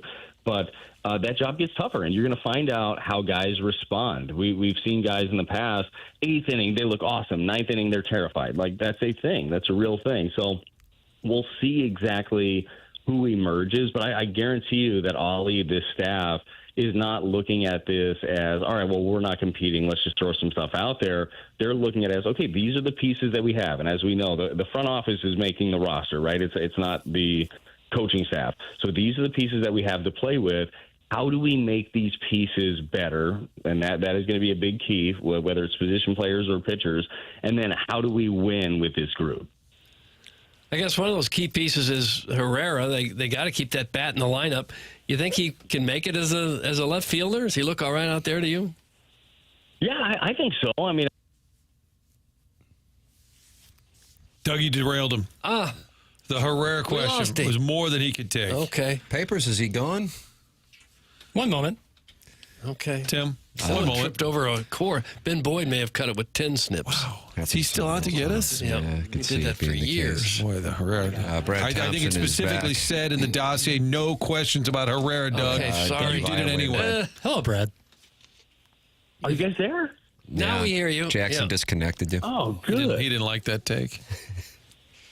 I don't know. Someone this tripped was over a the wire. Herrera question, right? Yes, the Herrera. Can he make it as a left fielder? Look, I don't know what happened there, but yes, I think so. Right? Like you look at exactly. He's a good athlete. Like a lot of people didn't think that Contreras. Oh, I might raise my hand on that one. Would make it as a first baseman. He's been awesome over there. I think that Herrera. He's a guy. I know he didn't play the outfield since he was 14 years old. I mean, why not wait a decade and then pop him back into the big league level? Mm-hmm. The bat plays, right? So I think that he will be very serviceable in the outfield. With more and more work, he'll get better and better. Like we saw a couple of years ago, Walker, who was a third baseman, make the transition to the outfield this year. He's been a heck of a lot better in the outfield because he put in the work and he cares about it. I think that if that is the role in the future for Herrera, who says he still wants to catch, that he'll be fine out there. What did you guys think about the initial thought of him in the outfield? Loved it. I loved it. I was so thrilled when I saw that lineup last week. And it wasn't necessarily, Brad, about the fact that he was in the outfield. It just was something that was for this era of Cardinal baseball, where I feel like there's been, I don't know if the right term would be satisfaction with the present or resistant to change for the future. This was a move that I would describe as coloring outside the lines and trying to take action now for the greater good in the long term. So even if it didn't work out, I like that they were trying it, and I was a huge fan when I saw it. Yeah, I would agree with that. It's something where you have to take some chances here and there. Look, at the best spot for him would likely be DH, but you can't lock up that position to one guy, especially in the summer where it's hot as can be. You got to get guys off their feet. That has to be a spot where guys can churn in and out of that. You keep their bats in the lineup. So you take some chances. You figure out if he can do it, and I think that he will be just fine. Again, the instincts are not going to be there yet. The reaction's not going to be there yet. Keep putting in the reps. He'll be fine. I'm very interested to see what the future looks like for Herrera. He's a bat-first catcher. Pages behind the plate has been better than he is. You got a couple of prospects that are knocking on the door. You got 2 of your top 10 prospects that are catchers. So all of a sudden, after 20 years of Yadier Molina, you have, I won't call it a logjam, but you have depth at the catching position, but the bat plays, right? This is the guy that has hit everywhere you've put him. So his bat's going to be in the big leagues. His bat's going to be in the lineup. We'll see where he ends up on the field. What does Michael McGreevy need to do to get back? He was even more effective last year, hung in there the other night, solid job, but he hasn't been as good as we saw early on. What are some of those differences? You know what I think it is the league knows you now, right? Like all of a sudden you've been around a little bit, they've dug into it, and it is the adjustments accordingly. Michael McGreevy's got really good stuff. He's got good demeanor, but he's not going to be overpowering. He is not a swing and miss stuff. He wasn't a swing and miss stuff when he was drafted in the first round. He was a control guy that used all his pitches. And when you're a contact guy, you're going to have different variables, right? So I think that McGreevy is going to be that kind of a chess match kind of guy. Like, okay, well, I did this, and then you responded this way, and then you made a response, and now what do I do, right? So he's going to have to figure out different ways to utilize his arsenal. I think some of the issues that he's had are just mistakes. You're going to get hit on mistakes when you don't have overpowering stuff. But I think it's just kind of the league getting to know him now and then him making that next adjustment. But I really like the makeup of McGreevy. I really like the way that he attacks, and I think that is going to bode well for him in the future. It seems like usually when we talk to you, you're playing around with Fredbird at this hour. You have any of that? Do you got to do today? No Fredbird today, randomly. All I have is 2 dogs. My family's out of town. They're coming back today, so it's just me and 2 dogs running around the house. I'm going to make it look like the house is very clean. Like I've been working on it really hard the whole time my family is gone. You guys know the drill. Oh, yeah. And that's it. Nothing official today. So I've had basically another all-star break as the team is on the West Coast. Wow. What'd you do? Sit around and bet on golf and eat White Castle? I know that's what I would have done. I think that sounds great. Maybe I should start doing that. Yes, start doing it to welcome them home. Yeah, that aroma would be fragrant as they re-enter. Yeah, that's the play. Cardinals and Cubs this weekend. Cardinals and Dodgers now. And we'll see what transpires here with any moves and any of the younger players potentially seizing the opportunity. Brad Thompson giving us his perspective here on Mondays on TMA. BT, we always enjoy the conversation. Thank you so much, man. Thank you, gentlemen. I'll see you next week. Thanks, Brad. Right, Brad Thompson with us here on the Callier and Thompson phone lines, giving us his perspective on the trade deadline. This could be a tough week if you're going against two of the best teams in the league. You've really got the pedal to the metal, both the Dodgers and the Cubs. And the Cardinals just kind of, I don't know, it kind of feels I like don't even know what to say It anymore. feels like they're going through the motions at this point. Rockies will be here. Yeah. Good evening, sports fans. Doug Vaughn here with your Sportscast. Our top story tonight, John Jay will be back tomorrow. Here's him getting a hit in 2012. That was it. That's journalism. It is. Buried deep in the dossier, though, Jackson points out that Mason Wynn's middle name is Blaze. Did anyone know that? Doug did not know that. I did not know that. So then in the dossier, Jackson writes, Mason Wynn's middle name is Blaze. Watch this. ... Mason Blaze Jordan Walker. Mason Blaze. That's like Neil Blaze. Allen Craig podcast. Yeah. Mason Blaze Jordan Blaze Jordan Walker. Wow, Yeah, I like think that. about that. You were pretty proud of that because you did ... right after. Yeah, Were you thinking of Neil Allen Craig Paquette? Yep, that's exactly Former what fan page moderator. That was my entire inspiration for it. So, did you watch that, Doug? No. Watch this. Wouldn't you think you could do that with lots of names if you just looked at the middle, if you're including middle names and everything? Feel free to do the work. Yeah. Jeez. Opportunities right in front of you. Okay. Timothy Michael Jordan Walker? Bueller. Ferris somewhere there. Yeah, Ben Stein. This is fun. Okay. This is fun. Bueller, Ferris. Yeah, see? You know what else is fun? A big-time sportscaster is retiring and then moving to Italy. Is anybody aware of this? Moving to Italy. Yeah. Well, you're going to find out who. Okay. God, you are a little champion today. And why. And if he's concerned about access to watching games, next, here on The Morning After, presented to you by Brown & Crouppen, 101 ESPN.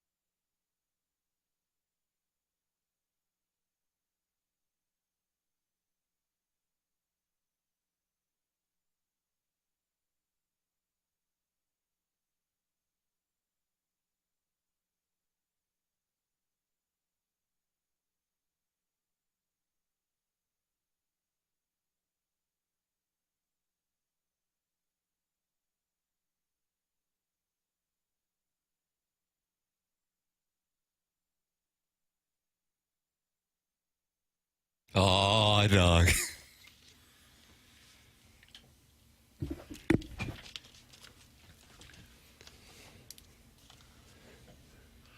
Tell Jameson we've got an answer to the most hated song. I have to tell you, I was about to say. That's why I'm playing it.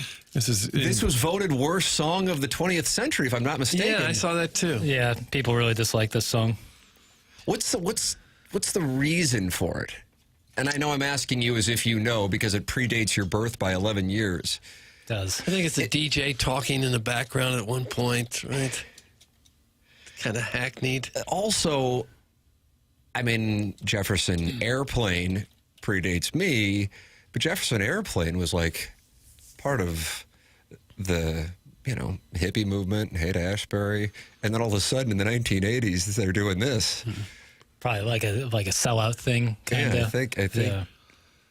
It was named worst song of the 80s by Rolling Stone. Worst song of the 80s, not the 20th century. All right. I think Benny and the Jets by Elton John is one of the worst songs. Oh, I like that song. And then, that's because of what Benny Agbayani did to the Cardinals in 2000 NLCS? Benny Agbayani bears no responsibility for that at all. But they used to play Benny in the Mets. But almost everything Elton John did was great, except that came out of nowhere. Like, what in the world is that mess?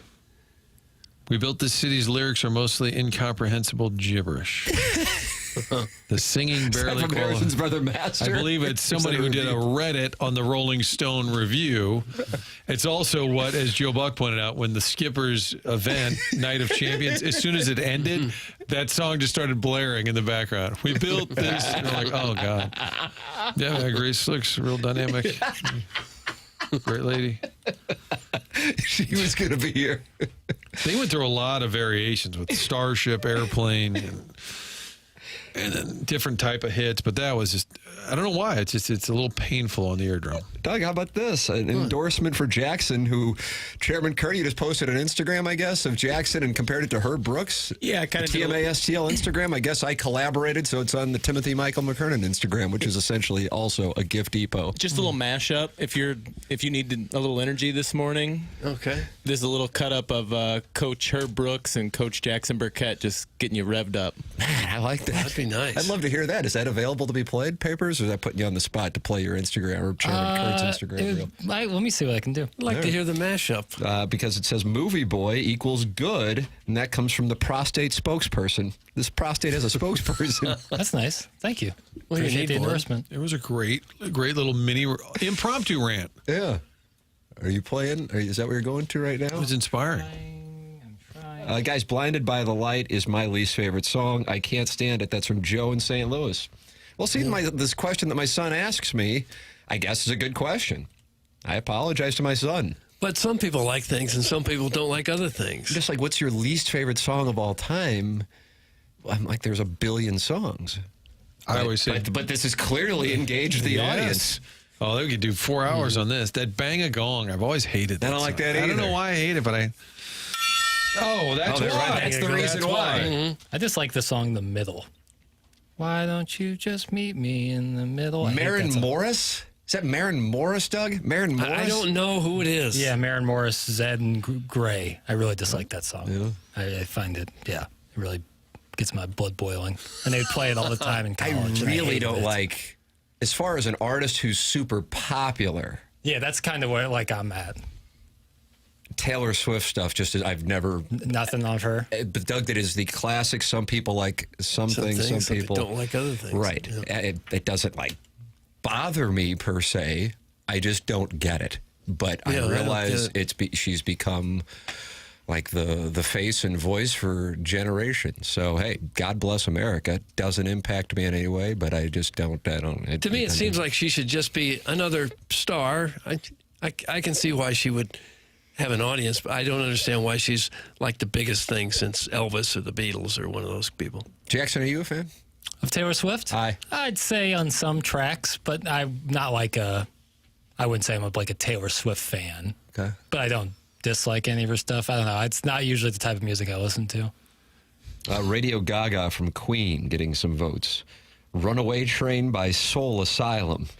Very, 30 years ago. But hey, if it bothers you, share. All Summer Long by Kid Rock is the absolute worst. Ripped off 3 different songs to quote, write this quote song. A lot of quotes, and that's from FestusHotelDeals.com. Oh, well, that was a big hit. Mm-hmm.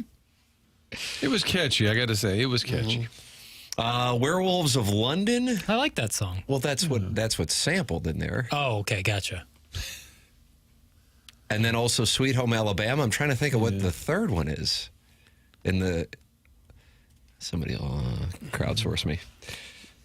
How is No One Said Friday by Rebecca Black? LOL. Yeah, I'd say that's the modern Actually, version. people have said it. I'm just getting to them right I think now. it's like so bad that it's actually come back around.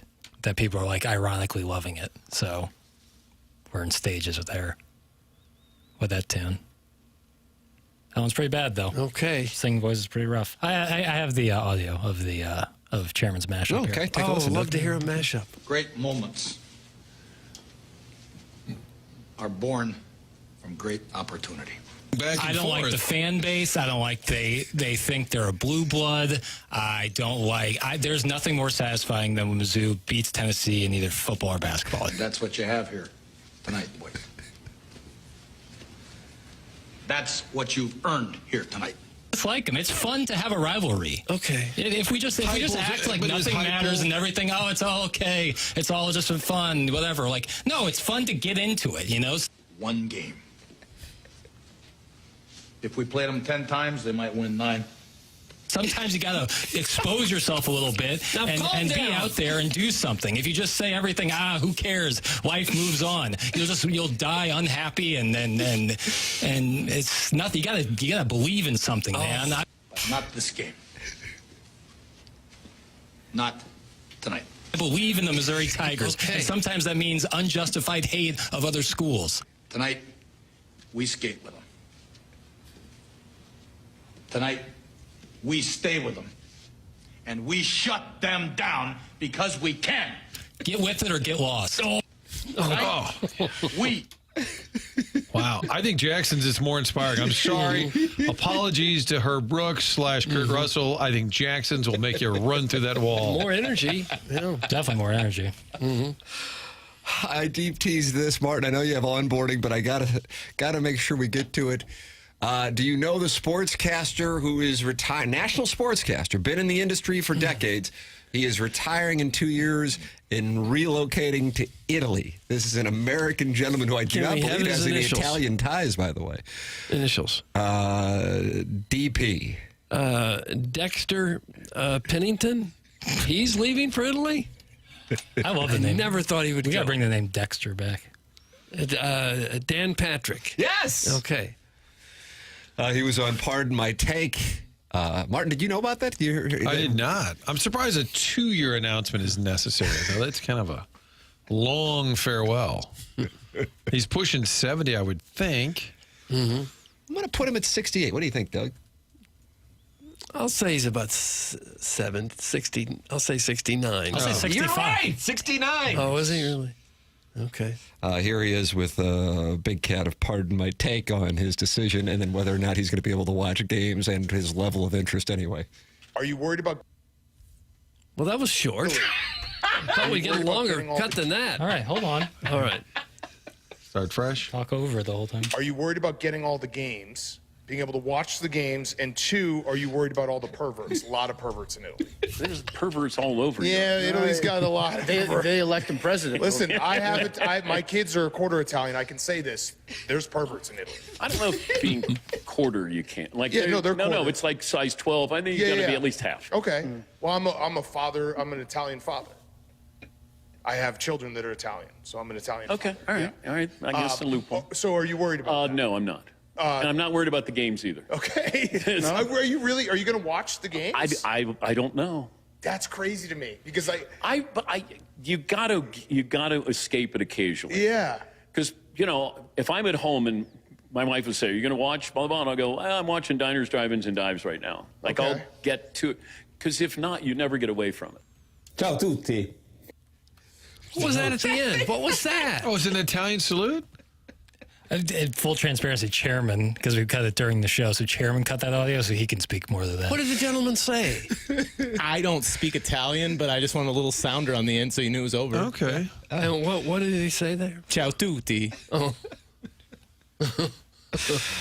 So Dan Patrick doesn't really care if he has access to sports while he is living full-time in Italy, which he will be doing in 2 years. What part of Italy is he going to? I need to know more about the Italy I know, choice, that's less kind of about a- whether you can watch games or not. I don't care.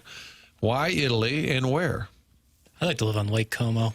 It seems pretty sweet. You and Clooney? Well, I'm sure he's made a fortune, could live wherever the hell he wants to live. Yeah. He will be 70 next year. With just an internet connection, you can get all the games, right? If you pay a subscription. The VPN, some countries might have different rules based on American broadcasting. I'm not sure. I think you go to Italy. I think you don't can give a figure it rat's out. ass Yeah, about if you're moving to Reds Italy, you're Pirates not like game or I'm, the Super Bowl. I'm moving to Italy so I can also stay in tune with American Right. sports. You I'm sure he'll watch the Cardinals and Rockies next week if he's in Italy. Yeah, I mean, there's obvious exceptions. Missouri and Central Arkansas would be one of them. Did he say if he's hanging up his radio shows, he's just he's shutting it down. He's retiring? retiring. Yeah, he is okay. retiring. Well, what do you care about the games for then? Right.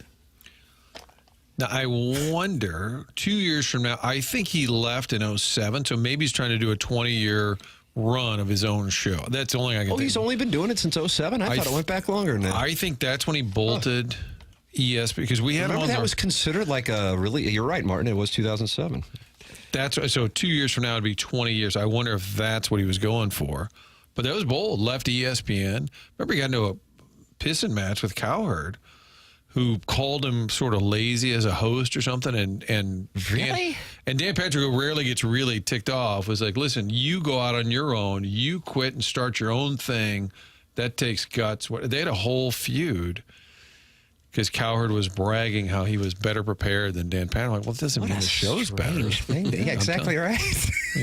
I put like Patrick in the same category as like Rich Eisen and like Bill Simmons, where it's blending sports and culture all into one thing. And I think that's... Levitard does it. Levitard, yeah, that's another great addition there. Yeah, I think that it's like not just pure sports guys. And I don't know. That to me resonates That's why more. it's been successful. Yeah, resonates more. But Doug, he will not be watching games in Italy, minus the Cardinals and Rockies. Would next you? week. If you go to Italy, you move to Italy, you want to get away, just It'll live your probably life. It'll be the middle of the night when the games are on anyway. What about the level of perverts? I'm not worried about that. And neither is he. Yeah, like on You a don't have day-to-day perverts basis. Right, like what, you know. Goodness. Perverts per capita. What's the rating? United States. We and got to be right. We got to be top 10 at Well, least. yeah, if you're just like sitting in your home on your patio, do you Yeah. care about there might be a pervert or two, you know, in the town square? Like, who cares? The town square. You're on your patio and we're talking about the town square pervert? That's what I'm saying. Like, who cares? You know, you could be anywhere and there'd be perverts. But that wouldn't be my blink if somebody said, I'm moving to Italy. Really? What about the perverts? That wouldn't be the first thing that It's like comes to they're mind. I would they say must be where in everywhere. Italy and why Italy. Now, asking about the perverts would have been fair. Like, I'm going to go, when you said I'm going to go rejoin TMA, did someone say, what about the perverts? Yes. Then it makes sense. My entire Right. family. Oh. Right. Most of KTRS. Many others. Martin, I know you have onboarding. We're going to get into more pervert talk.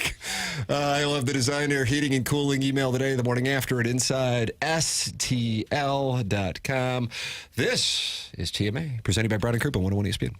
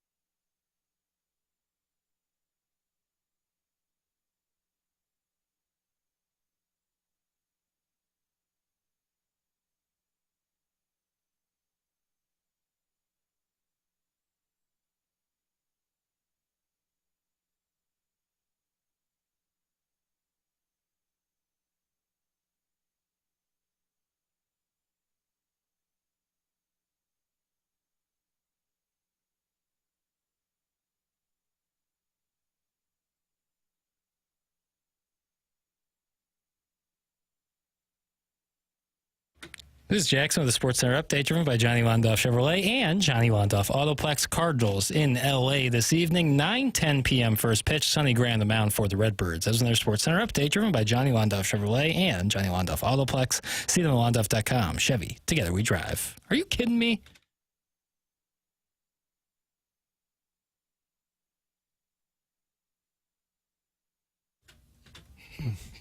Yeah. Yeah. Not a fun theme. This is another 2000 NLCS theme. Yeah, I remember Cardinals barking in their clubhouse for a year or two there.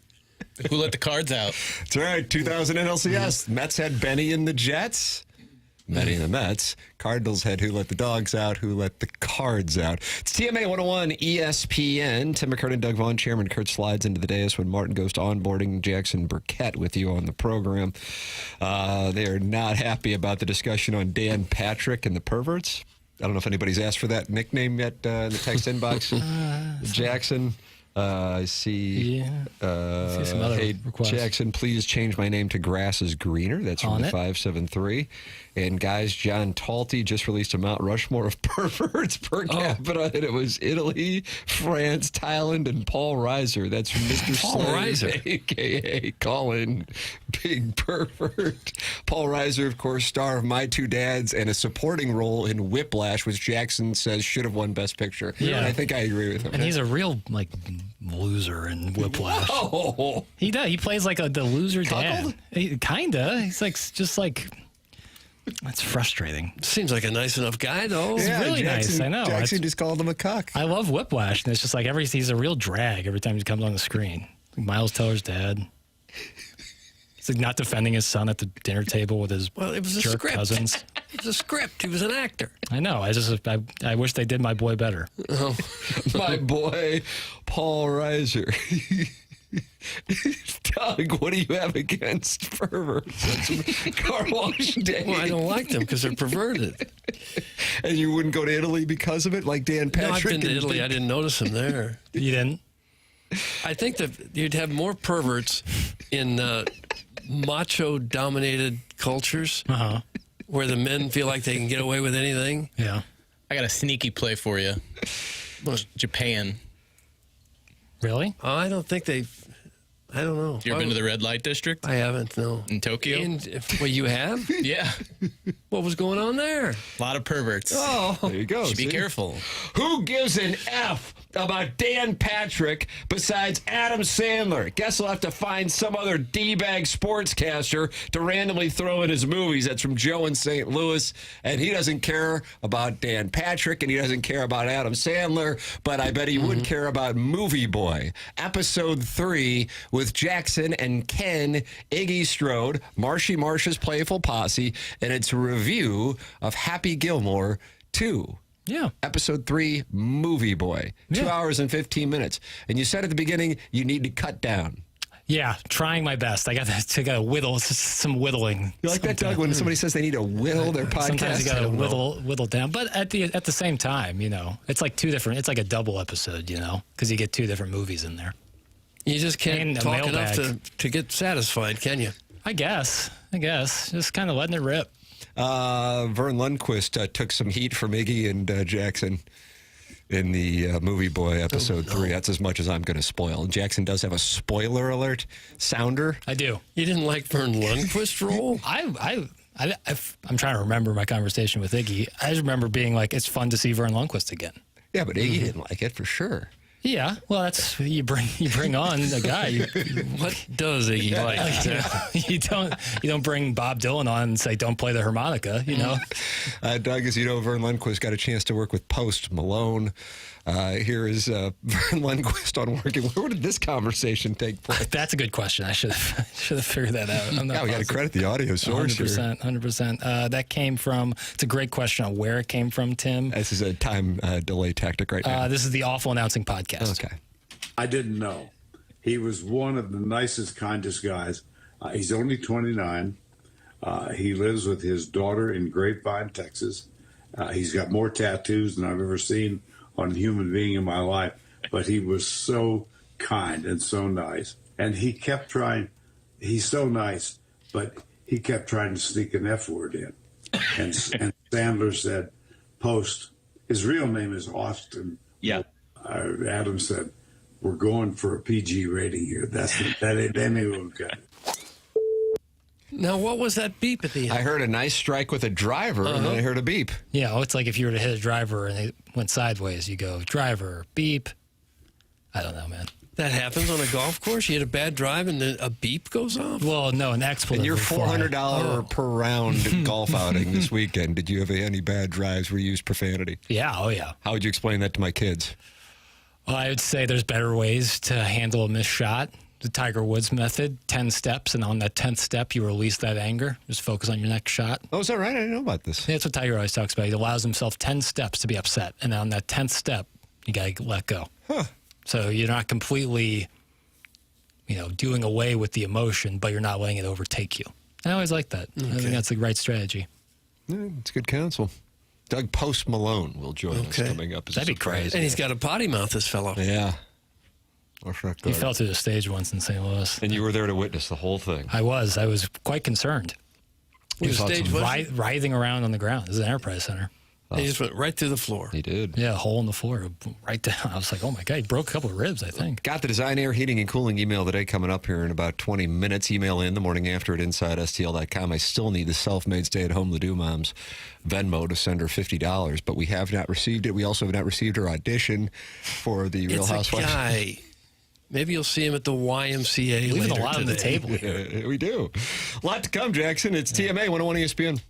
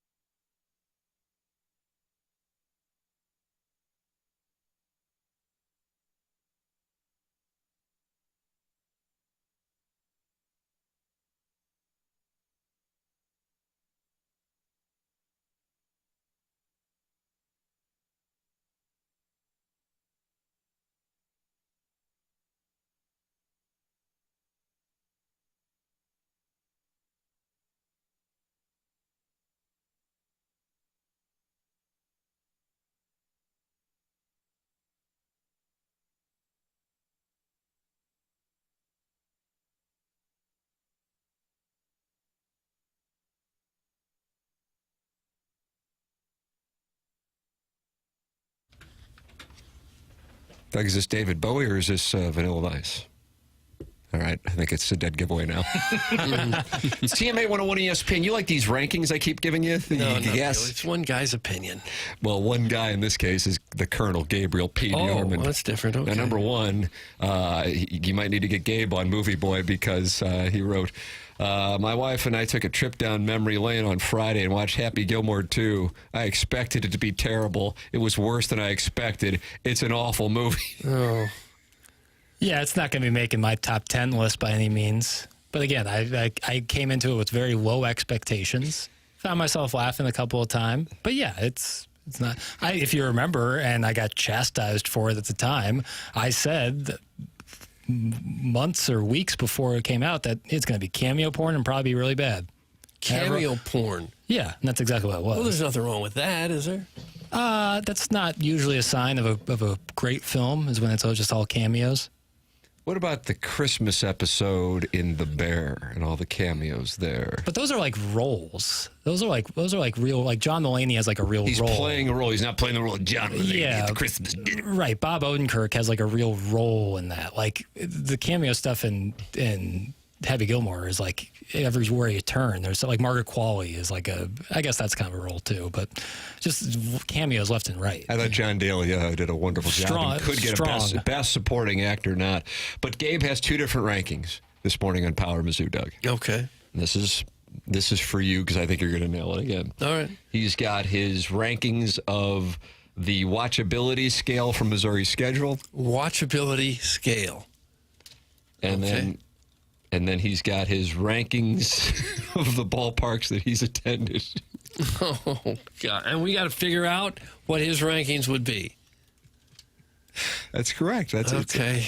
God, we do power rankings all the time, and you love it. We do Lenardi's bracketology, and you love it. Now, how do we know where one guy's head's at? How do we know what stadium he likes and doesn't like? Well, it's Gabe. We got to know him. Yeah, we know the Colonel. Okay, he'll like the Royal Stadium.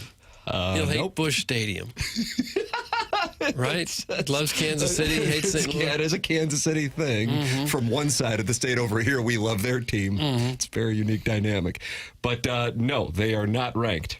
We're like his favorite baseball stadiums that he's been to. Has he been to PNC? Wrigley, yes, number 2. Nice Wrigley job, Field. Wrigley Field. Yes, number 5. Okay, Fenway Park. Yes, number 4. See, you can do this. Camden Yards. Yes, number 1. Yes. Okay. Thank you, Gabe. I think Camden Yards, and I've never been, but it looks so cool. Well, this isn't really like a provocative take. I know, but it's never it's always in the top 15, but never in the top 5. Camden Yards was considered the best for a long time. And I think people are forgetting about it. So good on Gabe. All right, Colonel's got Camden Yards 1, PNC 2, Fenway 4, Wrigley 5. Doug, what's 2 and 6? Oh, gosh. Dodger Stadium. San Francisco. No. Neither Dodger Stadium didn't make it either. No. Well, shucks. That minor league park where the A's were playing. No. Whatever the Rays are doing this year. Steinbrenner Field. Short porch to left. Right. I don't know. So many of the others are similar. Comerica? How about Seattle? The one in Seattle is kind of unique. No, of course not. Seattle, Doug. Comerica? Gabe did announce that he is. Comerica is not. Damn. Okay, what are the initials? CF. CF. Oh, wow. Central Field. Central Field? Like it's the Forest Park? Crosley Field in Cincinnati years ago. He loved the dimensions. You could hit a ball in left field and run for days. Is it up in Queens? It is not. Oh, that's where I was thinking it was. CF, that's the name of the stadium? That's correct. Well, though you asked for the initials, I gave you the initials. Okay. Cardinal Field. The Cardinal Field. Yeah, that's it. That had to be it. It isn't it? It's not. It's just not. Okay. Citizens Field. Yeah. Citizens Field. Real strong ball team this year. The second letter. Coors Field. Coors Field is correct. It had to be a field. It had to be. Well, we got that. Okay. So we're done with this now. We're looking for number 6 now. We're not right? done with it yet. It's top 6. Oh, Dodger Stadium? No. I already said that. Welcome to the show. Cut down. How about Petco Park in San Diego? I said that. That's a good guess. Doggone it. I thought you said San Francisco. Oh, yeah, that's right. Welcome to the show. Warehouse they play in Arlington? I don't know if anybody would ever vote for that thing. Yeah, I don't even know if people The in tribute Arlington to would. the Battle Dome. Tribute to a Costco. Target Field. No. That's a good guess, Chairman. Thanks. How about the one in Atlanta? No. No. God, Les, I hate this game. I haven't heard one retractable roof, by the way. Nationals Park. No. No, of course not. Progressive Field. No. What would be the reasoning that he would like it? Give us a reason that he likes this particular stadium. And we have to try to figure it out.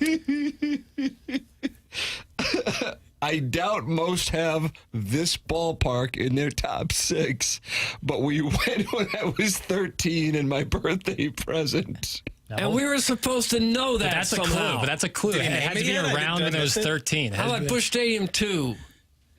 No. No, a Kansas City person would never support anything going this way. Okay. So if it was around when he was 13, that means it's got to be around in the late 80s. The Astrodome is not it. No. It's a Minute current Maid ballpark. Park. It's a current ballpark. Minute Maid Park. No.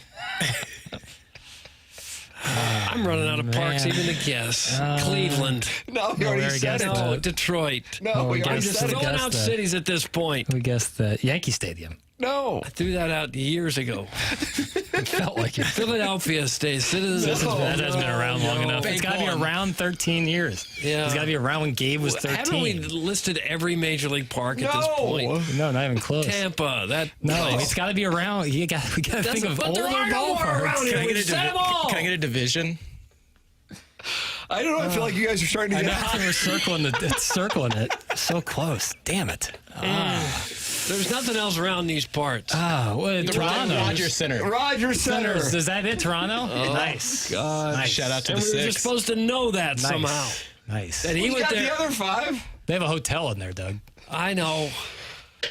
And they have a cuck suite apparently up in left field. I think they will. Yeah, I think it's a hotel room. That was fun. That has a cuck chair. See? That's a wonderful, wonderful, I bet shows across the country are doing games. Certainly Canada, after getting that mention. Maybe that's a marketing idea for the Cardinals. They can put a little hotel room out in left field and invite people to go. You can just kind of spy in to see what's going on. You could essentially have the Ritz-Carlton do the whole upper deck at this point. It isn't going to be occupied by anybody else. Similar clientele. Email in the morning after InsideSTL.com for the design, air, heating, and cooling email today. This is TMA 101 ESPN.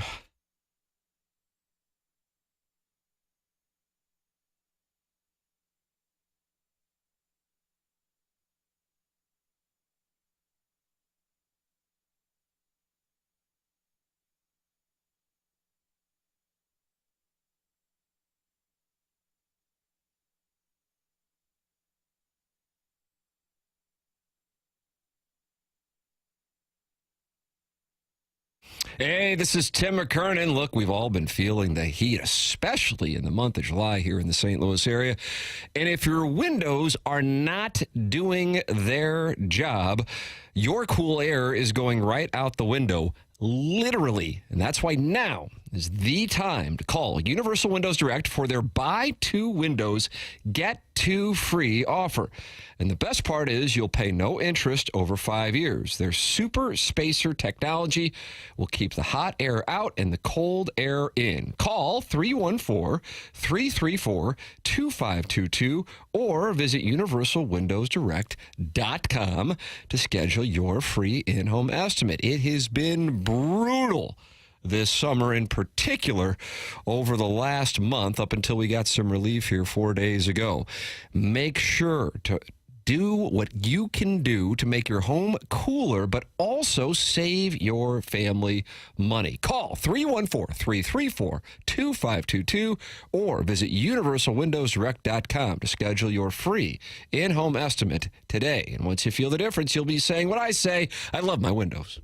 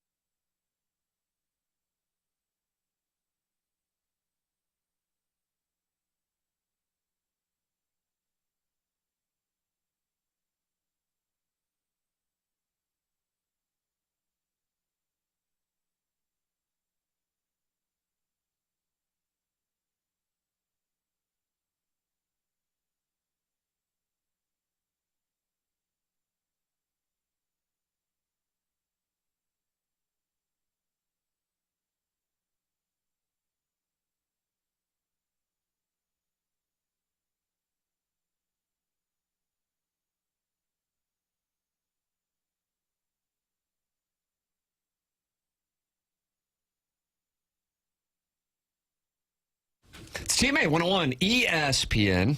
Coming up, Design Air Heating and Cooling email today. If anybody knows the self-made stay-at-home Ledoux mom, I owe her $50 for winning the Design Air Heating and Cooling email today on Friday, but I do not have her Venmo, Doug, so I'm trying to get her paid. He's a guy. He lives in Granite City, works in the steel industry, and just dreams about being a Ledoux mom. That's what it is. The monogramming business. Mm-hmm. Doesn't monogram anything. It works in stamp steel? a piece of steel. Yeah. That's what he does in Granite It's not City. monogramming? I wouldn't think so, no. Okay. No. Mm-mm. I have my suspicion. You want a trivia question real quick, Doug? Okay. Last time the Cardinals did not have a 20 home run hitter on the season. Last season? 1982. What'd you say? 1982. No. Wow. A little more recent than that. Wow. 2007? Going back further than that. So in Busch Stadium. 94. I didn't count that season. I don't think you count that. All right, that's a tell for me. But I wanted to count it. That's a tell for me. 93. I was going to go 92. 1991, Todd Zeal led the team with 11. Oh, gosh. Oh, boy. And they still won 84 games. They won 84 games in 91. Doug, who won the NLSD 91? Go. In 91? Yeah. Was that the Reds? No. Jeez. We got to do show prep around here, man. We just got to start. Well, I didn't know this was coming.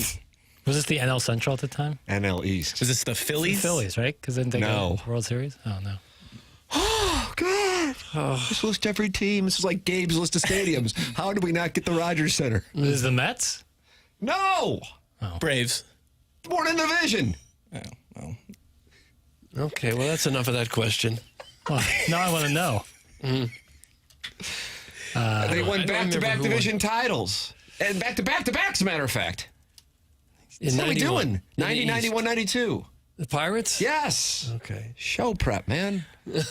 Also, there's only one team with a winning record in the regular season against the Yankees all time. You know who that is? Pirates? Nope. Oh. It's probably an interleague thing. We're up against the clock. I'm just going to tell you. Well, don't get impatient with the me. Florida Marlins swept them this weekend. They're the only team with a winning record in the regular season against the Yankees. Oh, really? Nice. Fun facts, no one tell. Okay. Well, you brought a couple of nice trivia questions. Mm-hmm. Griff 2 disagrees. He says they won the World Series in 82, and the highest home run total was 19. Right, but Kurt said most recent. Right. Griff 2, you can call in. I love the name, Griff 2. 974. Well, the 010. 91, that would have been before the big steroids hit baseball, and guys were still slapping around the park and running. And the Cardinals hadn't moved the fences in yet. Yeah. It was right around that time that they did. Mm-hmm. Might have been 92, 93 when they did, as a matter of fact. And they put some flowers out there in center field and moved the fences in. Homer's Landing. Remember Homer's Landing? I do. That's where the media postseason press box was. For the ne'er-do-wells in television, anyway. Design Air Heating and Cooling email today coming up here in the next segment. It's TMA 101 ESPN.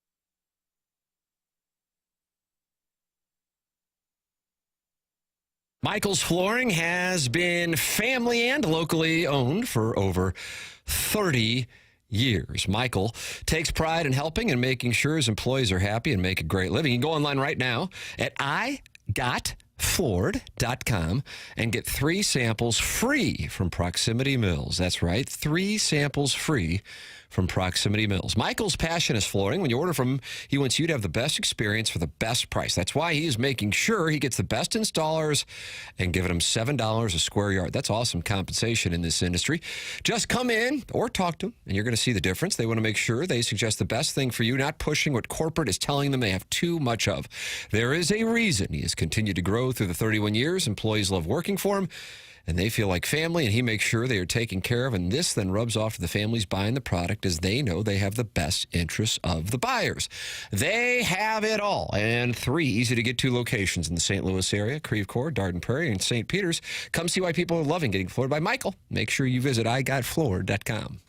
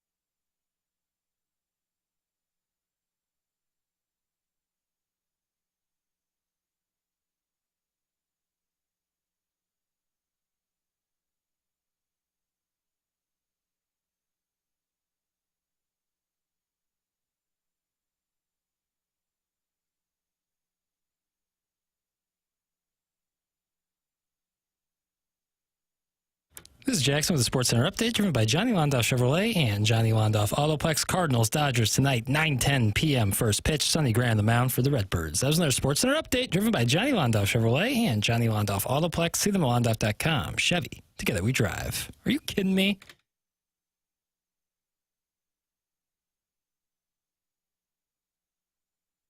Low energy, low motivation, fatigue, tired all the time, weight gain, muscle loss, especially belly fat, feeling anxious, moody or irritable, lack of focus or mental clarity.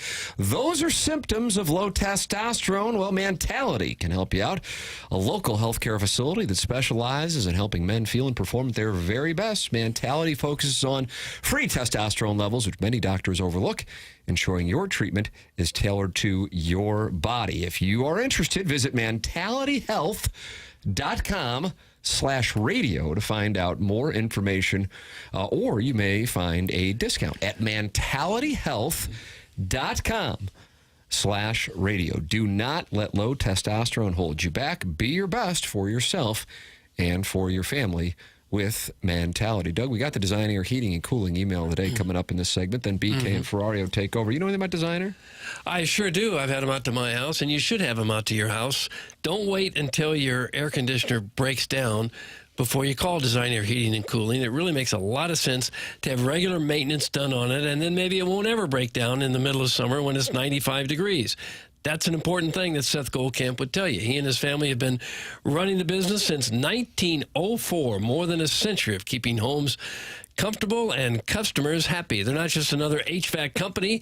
They also happen to be the longest-running sponsor on TMA, and we appreciate that. Seth Goldcamp, a name you can trust, leading a team that truly values integrity. At Design Air, they believe in honest work. You're never going to be sold something that you don't need.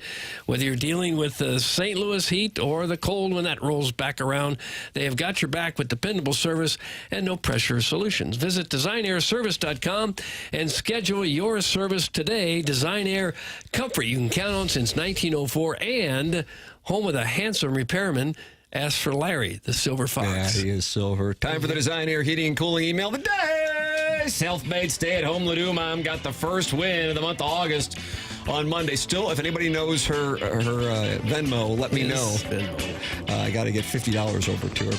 Okay. I'm going to say something we all already know. Tim was excellent today. Oh. It was like Christmas morning, unmatched knowledge and pleasant surprises at every turn. Stop it.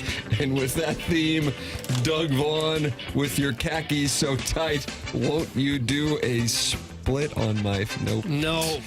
Kevin Miller. No, it's actually Mary Tyler Moore, and then the last name's Ningwood. Mary Tyler Moore. That's ridiculous. Not in the clubhouse. Not a good email. Posted a number. Yeah, lowest number out there. Some people like to take a trip down memory lane. I prefer to take a trip up Future Freeway. It's January 2nd, 2026. Doug and I are sitting around in a hotel room in Memphis, still hungover from our wild New Year's Eve 2 nights prior. Doug's covered in oil. I've got nervous energy. We're both anxious about the start of the Liberty Bowl. But for different reasons. My Colorado Buffaloes are disappointed to have just barely missed out on the CFP. And Dougie's Tigers are pumped up to be back in the Liberty Bowl after an 8-year hiatus, going 7-5 this season. Doug is giving me one of his world-famous pregame back rubs, talking about how he hates the Mizzou uniform choice. Colorado's a 10-point favorite, which has become bulletin board material for Eli and friends. Dion versus Eli, a clash of the Titans, so to speak. The stars are aligning for a magical day. To be continued. That's from Doug Vaughn's Oil Boy Tease Specialist. Okay, I didn't like that. Doug Vaughn's Oil Boy Tease Specialist. And finally, I agree with Doug. Delicious Timmy Blue Eyes fought like a champion today. Here is what went down with the Cardinals. Mozeliak controlled the expiring contracts as he rides off into the sunset. Chaim Bloom meant to look at trading some of the players under contract, but he got wrapped up in the Movie Boy podcasts and an intense Sudoku challenge with Mike Gersh. Bloom is currently is down 74-72, so trades were punted to next year. That's from Shooter McGavin, the vice president of the 6th worst song ever. Shooter McGavin. And that's what we have for the Design Air Heating and Cooling. Email it, what you got? Even though I didn't care for it much, I'm going to vote for Doug Vaughn's Oil Boy Tease Specialist because it's to be continued. I'm going Mary Tyler Morningwood. I'm on the Oil Boy. Congratulations to married Tyler Morning. You've won the Design Air Heating and Cooling email of the day. Control Congress. It's valuable. BK and Ferrario are coming up next. For Jackson Burkett, for Chairman Kurt, for Martin Kilcoyne, for my brother Kevin, for Douglas Sullivan Vaughn, I'm Tim McKernan. This has been TMA, presented to you by Brown and Crouppen on 101 ESPN.